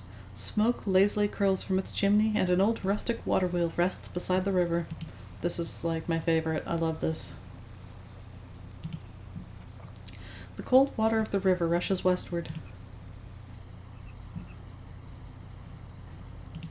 There are flowers here and there. Well, it's a little more than here and there.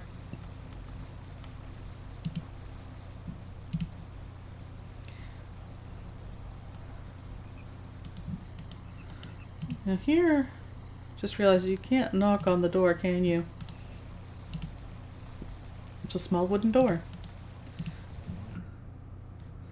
Look around. Make yourself at home. This is the main room of the Seven Dwarfs' cozy treehouse. Excuse me. What a mess it is. This clock has seen better days. The cuckoo has flown away. There are unwashed dishes all over the room. You see a long wooden table. Empty soup bowls are left on it.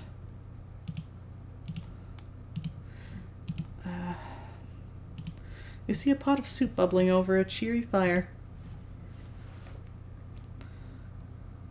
Okay, good night, Lumina Dragon. Thanks for hanging out. Hope you have a good sleep. Uh-oh. Oh, I didn't realize that... I didn't realize I had so little time to look around. You've been caught trespassing. You are unceremoniously ordered out by an angry dwarf. That's fair. And stay out! Well, I'm just gonna have to break and enter repeatedly until I can clean your house. This is important.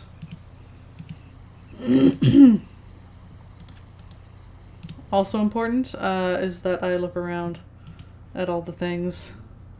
The closet contains only an old broom. What? How do I clean? Oh, maybe I start with the dishes? There we go. Yes! I would also really like to have Rosella's cleaning spell that she obviously has here. Like, that is some useful spellcraft. This would be way better than any cat cookie spell. Come on. I would kill to have the ability to clean a house in under a minute. You watch quietly as the dwarves file in one by one, get a bowl of soup, and take a seat at the table.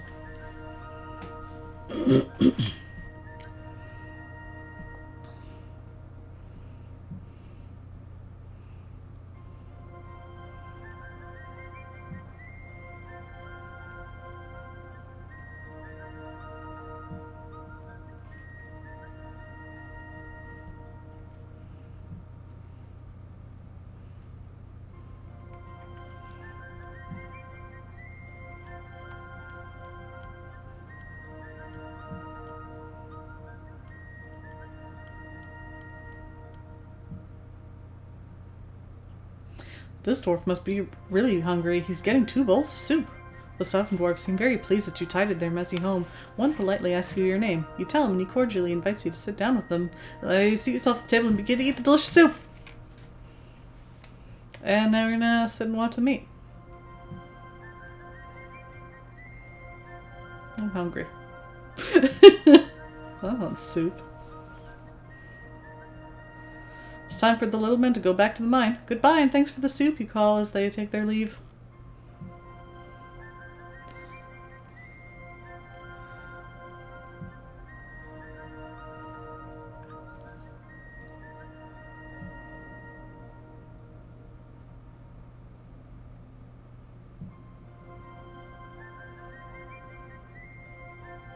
You finished your soup also. It was the best soup you have ever tasted. Maybe though you were just really hungry. And now, I almost started typing.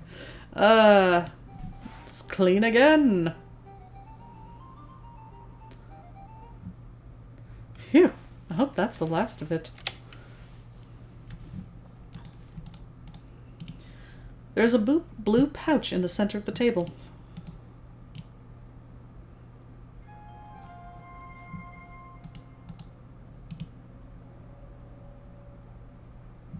Just gonna look a bit. A nice braided rug lies on the floor. You have entered the small upstairs bedroom of the seven dwarves.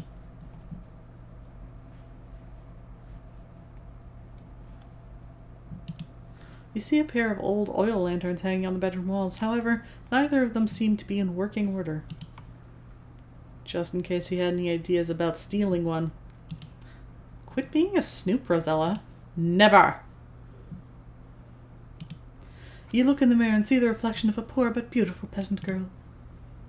You see the forest out the window. The dwarves share one chest of drawers. Wow. That's gotta be a tight squeeze. No, it's private. Search the beds. The house is already nice and clean. Take nap.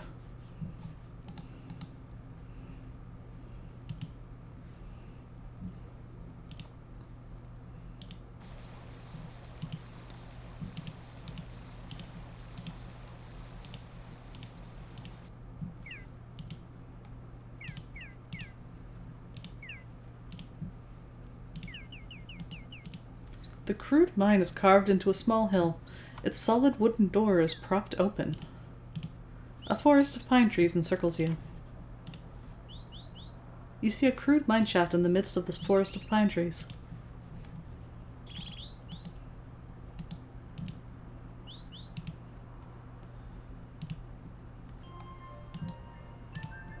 Sparkling diamonds flash and gleam from the mine walls. You see the 7 dwarves toiling away with their picks and shovels, extracting the plentiful diamonds from their underground mine.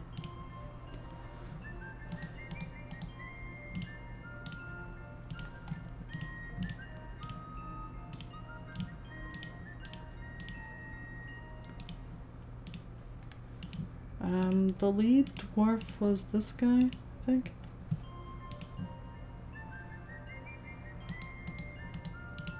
You say hello to the small man next to the diamond bucket.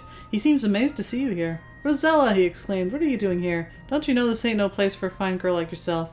You don't agree with that, but you don't argue. I will argue. See, now you can see the borders properly. Very nice. Being an honest person, you offer the forgotten pouch of diamonds to the dwarf. His gruff exterior softens a bit. Nah, you can keep it, he says. We got plenty here. We also got an extra lantern we ain't using. Here, go ahead and take it. The dwarf's gruffness returns as he says, now skedaddle on out of here. Thank you.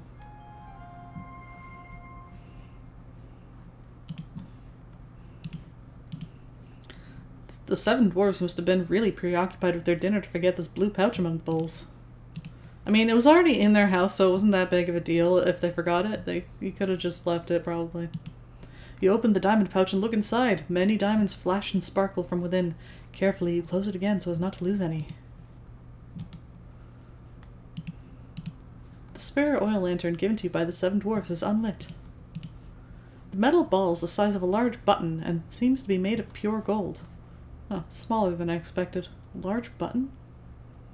Back in the Daventry, you used to have one just like this and would always bring it to the pond to play when you were younger. It's a nice little gold crown. Bucket of diamonds. You see a bucket brimful of sparkling diamonds. Steal diamonds. Now it's fine. Oh wait, hold on. I remember in the original game you can kiss the dwarf and he blushes, so I wonder if you could do that here. You probably shouldn't be disturbing the dwarves without a reason. Nah. Alas, we cannot go on a kissing spree. Someone... I think it might have... I can't remember who. I think it might have been Rizulka. Someone made a video where it was just a montage of Rosella kissing everyone in the game. You can, or at least using the command kiss whatever person and seeing what message you get. It was funny. My favorite bit was when she tried to kiss Edgar and it was like, why would you want to kiss that? Let me go this way. Actually, no, I changed my mind. I want to go to the spooky house. Green meadowland filled with beautiful wildflowers surrounds you.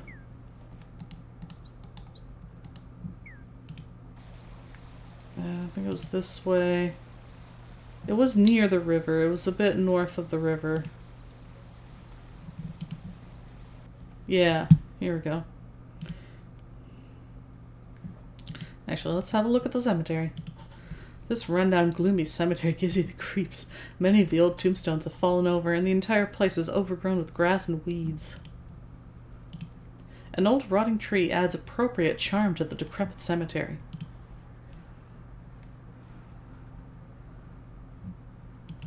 An old crumbling stone wall surrounds the neglected cemetery.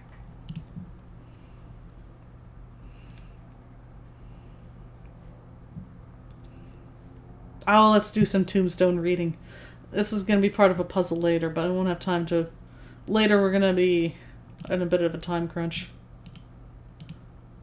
Lord Coningsby, 1559 to 1626, sleepeth here in peace, an honourable man, a valiant soldier. He served his country well.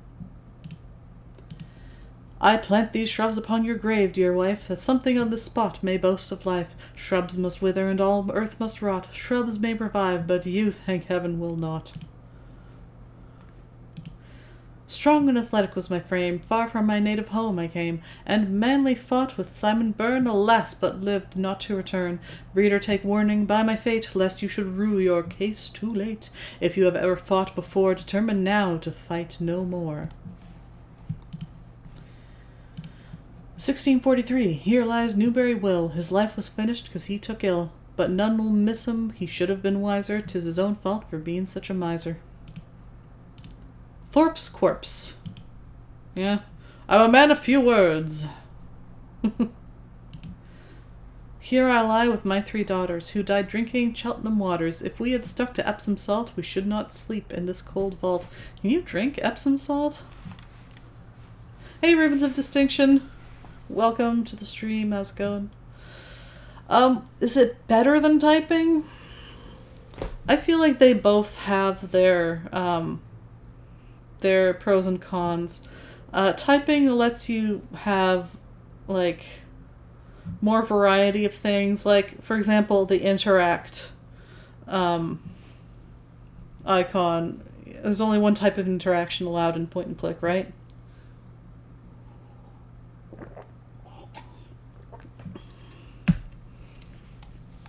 You know, sometimes I prefer typing, sometimes I prefer point and click. One of the things that is good about point and click is, actually, for example, this. I never knew what this was. I thought these were supposed to be other tombstones, and I tried looking at them, and I could never look at them. And now I know it was supposed to be part of a broken down wall, and I can look at it. Yeah, use, basically. And I never would have known.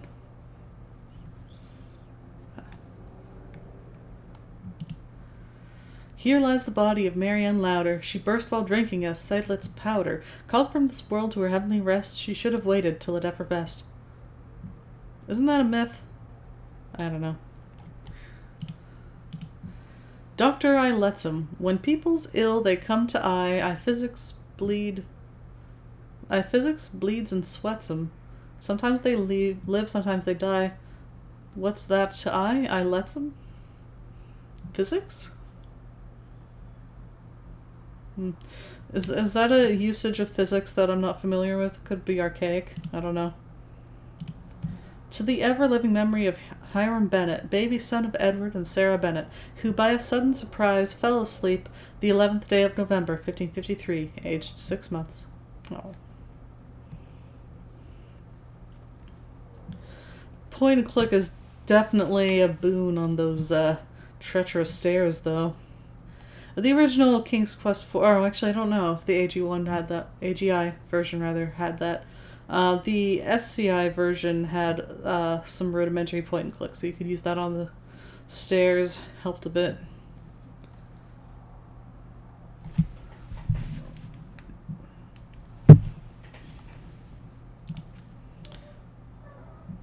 This one was, yeah, Epsom salt guy.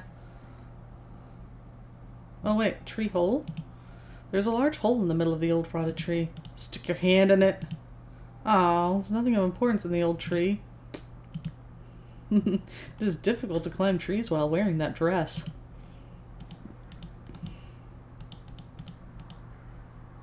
Oh, it's the pouch, right. Beneath the stone, a lump of clay, lies Uncle Peter Dowles, who early in the month of May took off his winter flannels. Huh. Yeah, it's still pretty cold in May around here, too. Early May, anyway. 6 feet beneath this funeral wreath is laid upon the shelf one Jerry Jones, who dealt in bones, and now he's bones himself.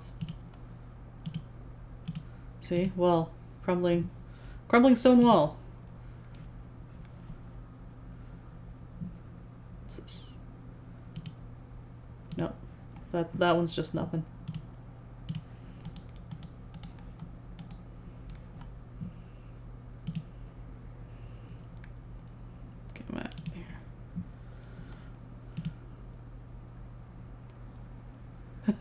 No jewels or random treasure in the tree? I thought this was King's Quest. Right? Oh, I feel cheated. I like the spooky tree arms around the house. I love this house. I want it. I would like to live here, please. The old manor is surrounded by creepy-looking dead trees. This is not a pleasant house. Speak for yourself. In fact, it's downright scary. It looks old and abandoned and badly in need of tender love and care.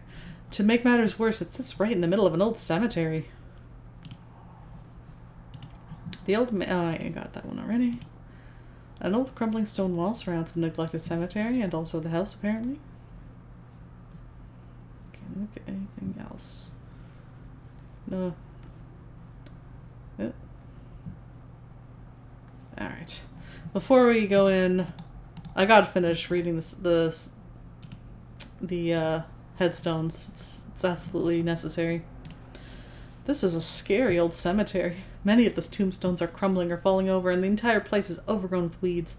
A mountain range looms into the east, and all around a forest encroaches. How odd. You see a crypt door built right into the mountainside. Looks cool.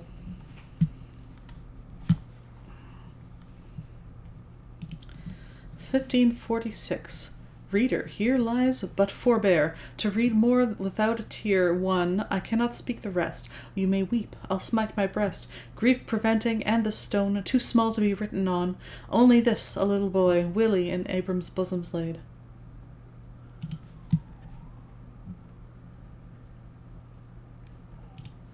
Rebecca Freeland, 1598. She drank good ale, good punch and wine, and lived to the age of 99. Sounds like she had a good time. "At length, my friends, the feast of life is o'er. I've eat sufficient, and I'll drink no more. My night is come, I've spent a jovial day. 'Tis time to part, but oh, what is to pay?" Dentist Brown. Stranger, approach the spot with gravity. John Brown is filling his last cavity. Ha! It's a hole in the ground, I get it. Betty Cowden. 1650 to 1669. Oh, she died pretty young. "Here lieth the body of Betty Cowden, who would live longer, but she Cowden. Cowden? Maybe it's supposed to be Cowden, not Cowden. I don't know. Sorrow and grief made her decay when she lost her lover at sea one day." "Whoever you are, tread softly, I entreat you, for if he chance to wake, be sure he'll eat you." Ooh. That one's a zombie for sure.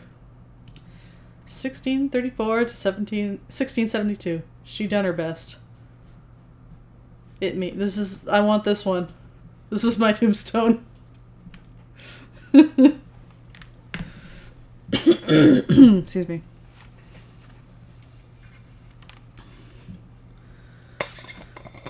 Actually, I'm approaching that age. If I died just the right age.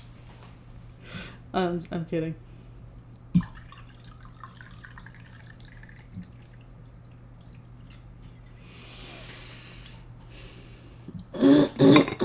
Excuse me.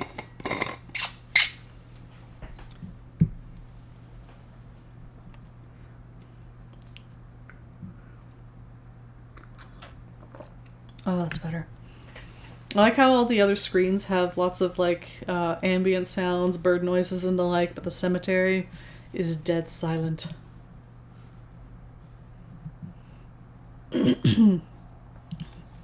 Here lies a poor woman who was always tired. She lived in a house where help wasn't hired. Her last words on earth were, "Dear friends, I am going to where there's no cooking or washing or sewing, for everything there is exact to my wishes. For where they don't eat, there's no washing of dishes. I'll be where loud anthems will always be ringing, but having no voice, I'll be quit of the singing. Don't mourn for me now, don't mourn for me never. I am going to do nothing forever and ever."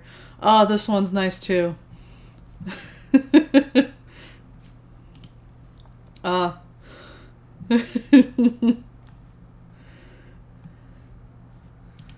You see a stone crypt built into the mountainside and overgrown with grapevines. Ooh, grapes. Take grapes. An interesting statue of a lion is mounted above the crypt door. Excuse me. I want to take the grapes and eat them. The crypt door is closed.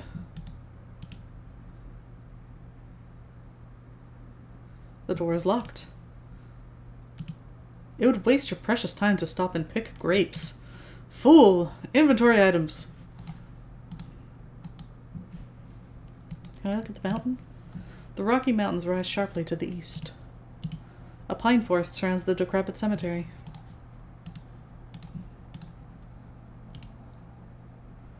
My favorite things. Reading tombstones.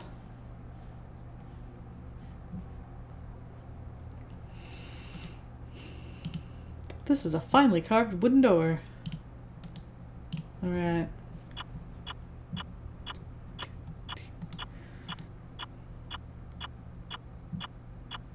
You might need to play this version just for all the things you didn't realize you could look at. Exactly. See, that's one of the benefits of the point-and-click interface, is that sometimes you don't know exactly what an object is, so you can't type to look at it. But if you're clicking on everything, it's much easier to catch all the delightful flavor text.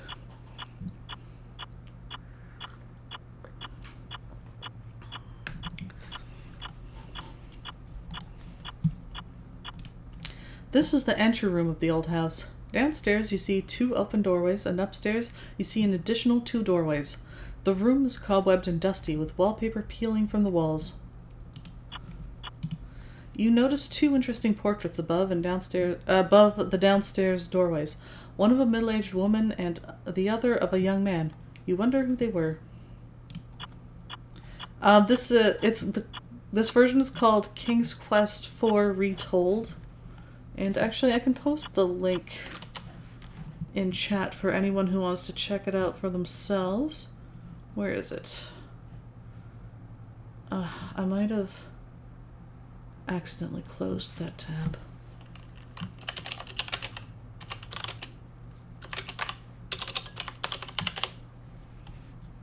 There it is.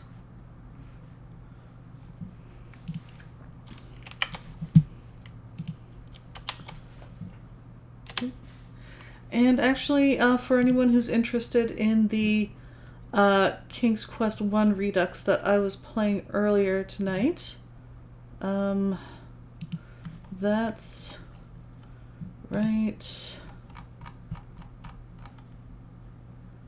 Wait, hold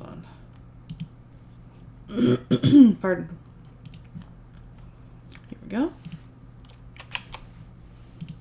Right here.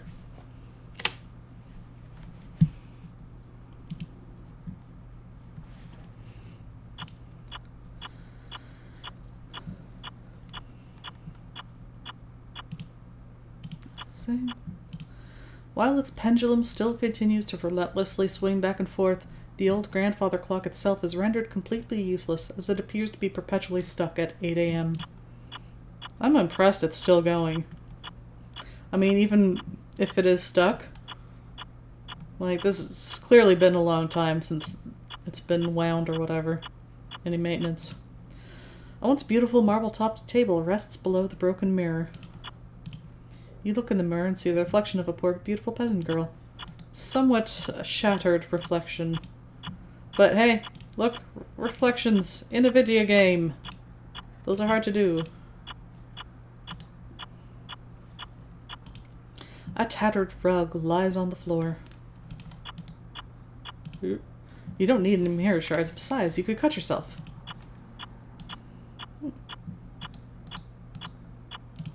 It's just an ordinary candle. But what if I pull it? Oh. It's perfect candle shape for secret passages. Damn it. I have developed a nose whistle. How irritating. Considering the disarray of the rest of the house, the parlor looks in relatively good order. However, the fireplace is cold and unused, the bookshelves are almost bare, and the old furnishings are dusty. Fine, mouth breathing for now it is. The furniture is old and dusty. An oriental carpet lies on the floor. The lamp is old and dusty. The old lamp would be of little use to you. Yeah, okay, I get it. The furniture, etc. The old divan is still in pretty good shape. A bit dusty, though. There is nothing of interest in the dusty old cabinet.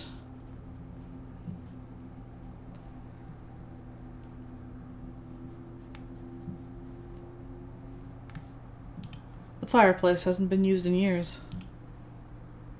Chest of drawers. The furniture is old and dusty. There's nothing of interest inside the drawers. You examine the few remaining books on the bookshelves. Only one catches your attention. It is entitled The Complete Works of William Shakespeare. Bam. You remove the Shakespeare book from the shelf and carry it with you.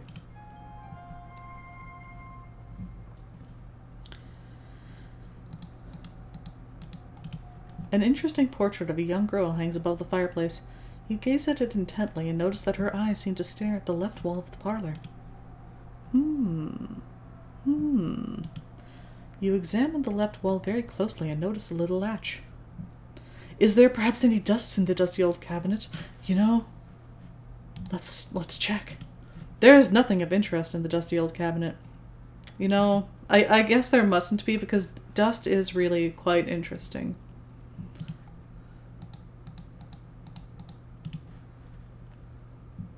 You flip the latch in the wall and behold, you have discovered a secret door.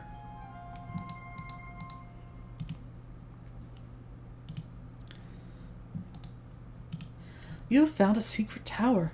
Narrow steps spiral dizzyingly upwards. A torch burns in the wall. It has been lit this whole time. Magic. You notice a shovel leaning against the wall. You're not going to comment on the magic torch? Firmly attached to the wall it is. Shovel get. I'm not going to climb those stairs now because there's nothing we can do there for now, and it's just a death trap without a reward for now. So, it's fine. We'll do it later. And there's actually nothing else in the house for now, but we'll look a bit. I did notice how similar this part of the house is to the layout of Manannan's house. This old dining room has seen better days. The long table is littered with crumbs and dust, and against the wall the empty hutch is covered with cobwebs. The dusty old table is littered with crumbs. Now this part was a bit surprising that there's crumbs everywhere, because I feel like after this many years, all the crumbs would be eaten by, like, rats and ants and stuff. I'm surprised. Maybe you could... This place is so haunted that even pests won't enter. The chairs seem to be falling apart.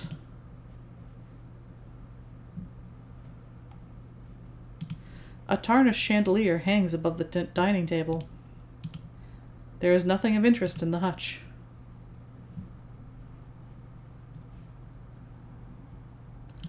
You see the cemetery out the window.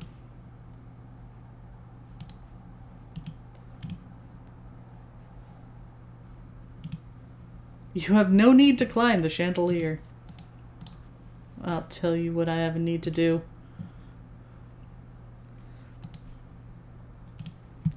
The old kitchen is quite bare. The fireplace has been cold for years, and the dusty pantry is empty but for old crumbs. An old ladder sits in the middle of the floor. The barrel is empty. You can't use it. Cemetery at the window. There's a red wooden bench by the fireplace. This is not selectable, but I always thought it was like a bellows or something. Cooking pot. The cooking pot is empty and useless. It's just an ordinary candle. Now this was surprising. The candle would be of little use to you, and I'm like, you know what, candles are pretty useful. I'm surprised you can't take that. You have no need for an empty cooking pot. Besides, it would be too cumbersome to carry around. You wouldn't want to carry around anything cumbersome. I mean,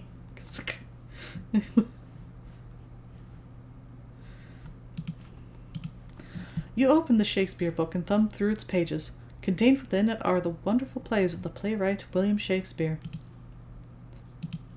Just an ordinary shovel, nothing more, nothing less.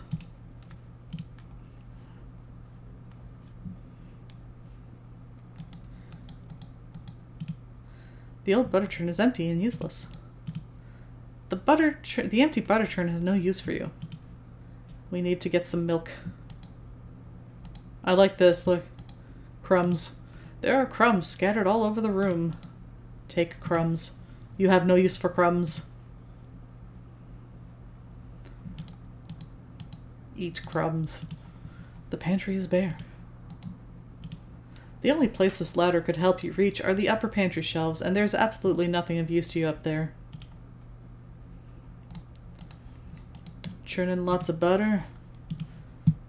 Raised a barn on Monday. Soon I'll raise another.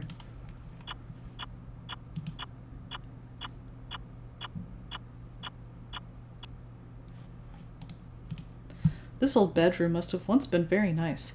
You could imagine a cheery fire in the fireplace, while its occupant slept snugly in the big bed. But sadly, this room has been abandoned for years. Which means it's available! You look up at the ceiling and notice a closed trap door. The fireplace has been cold for years. There's nothing there. There's a cupboard just above the fireplace.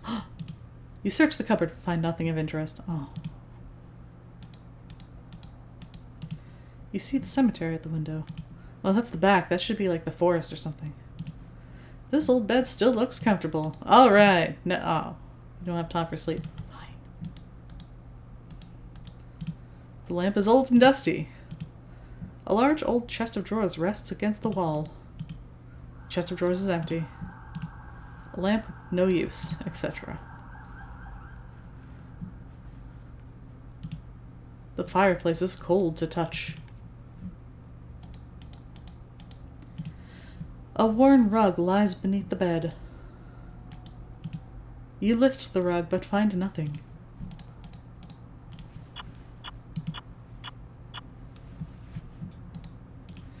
It appears as if this was once the master bedroom. However, cobwebs hang everywhere and dust covers the furniture.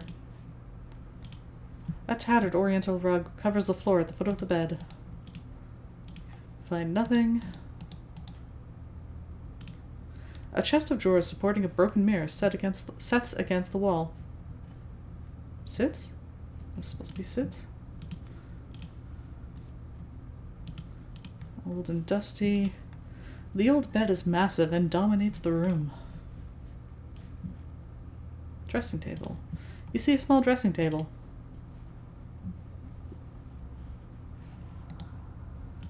Drawers are empty. Empty. No time for sleep. Old lamp, no use. Okay. Oop. So did I look at the general room? Yes. Yes, I did. Look at cobwebs. No.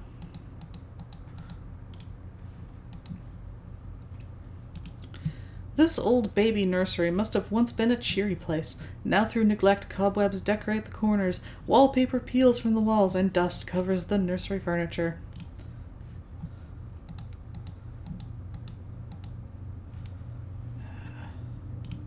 You imagine the mother who must have rocked her baby in this rocking chair. There's an old rocking horse here. A warm pink rug adorns the floor. The chest of drawers looks old and neglected. Another lamp! The lamp is old and dusty. You see an empty cradle here. Nothing? You don't have time for that. Drawers is empty. This is my favorite. You're too big for it! I feel like if she wasn't too big, she totally would have. You can see the cemetery out the window. Yep. This part's weird. Check this out.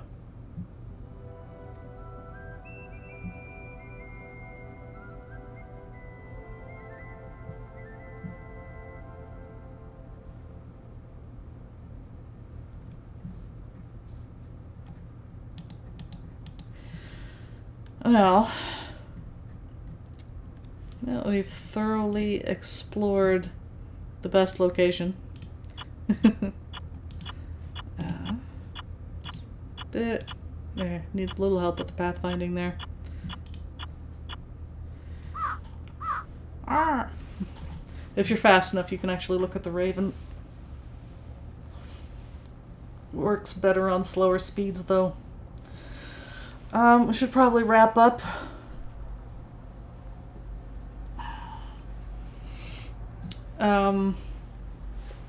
Yeah, this has been this has been a lot of fun, but specifically, it's been kind of exciting. Again, seeing the all the stuff that I missed from when using the parser interface, because there were like objects that I didn't maybe know what to type to look at them. So far, it's very well done. And save.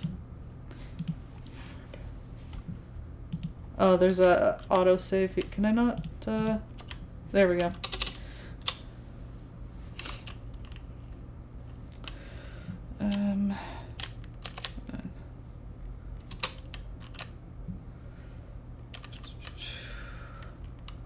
Explored house.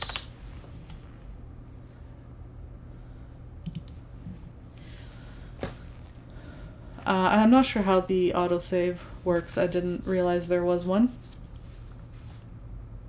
Like how often it saves or at certain points or something. Not sure. It's I still like my manual saves. But if there is a functioning autosave, I know a lot of people would really appreciate that.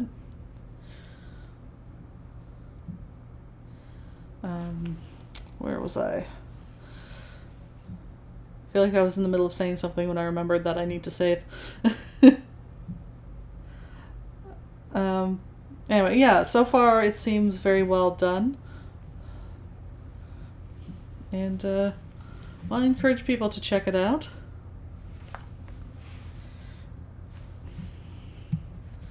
We got through a lot of little, a lot of games today, if you count each of those browser games as a separate game.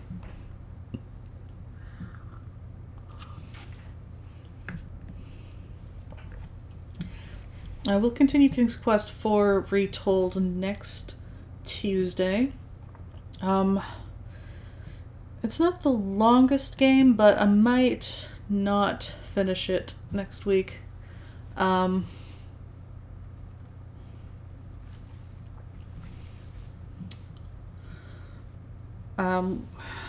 I'm not sure which one to do next after this. I do have a couple more fan games left. Oh, yeah, before I sign off, I will say again, I'm thinking of trying out this Paxamore King's Quest inspired MMO. It's pretty basic. It runs in browser, and all you have to do is make an account and log in. If anyone's interested in trying it with me, we could stream that. Let me know, maybe on Twitter. I might put up like a poll or something to gauge interest. I'm not sure if it's going to be any good. I just kind of want to check it out. I'm curious about it. I did make an account already and briefly look around, but if I am going to stream it, I didn't want to explore too much before then. But so far I have no idea what we're supposed to do.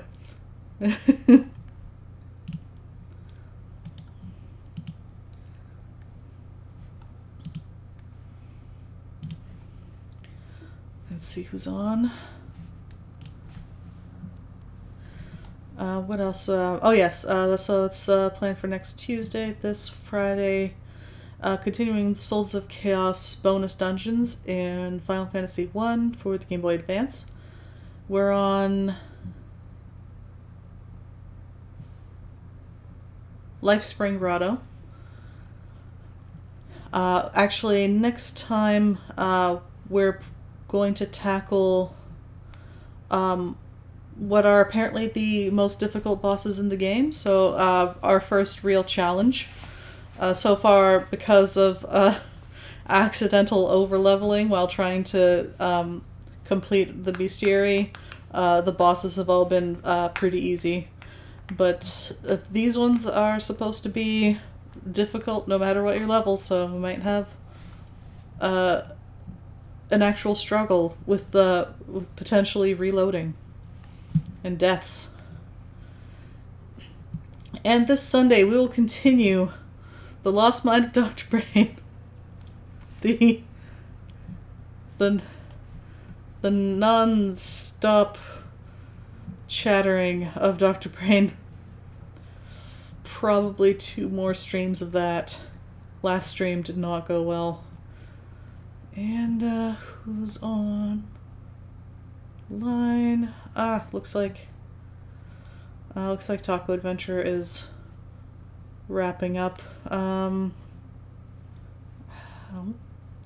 you go too. Braden Arethia is playing Xenogears. His first playthrough. Let's mute.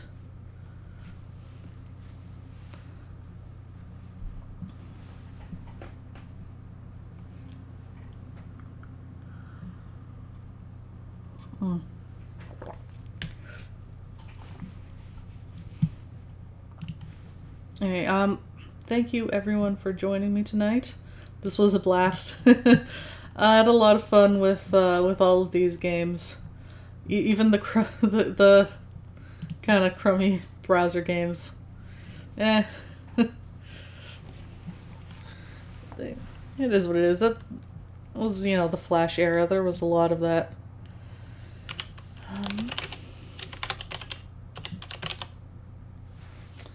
I think that was everything. Oh, actually, one more thing before I sign off. Just briefly, I am going to post the link for Old King Graham, which I played a little bit of earlier tonight so that I could wrap up the last of the Easter eggs. It takes patience to work with the controls, but you know what? I had fun with it, and I hope some of you give it a try. It's in link is in chat for anyone interested. All right. Now let's get that raid going. Oop. Excuse me. Alright, there we go. Thank you for joining me for this King's Quest. I hope you have a great rest of the week, and I hope to see you around. Take care, everyone. Bye.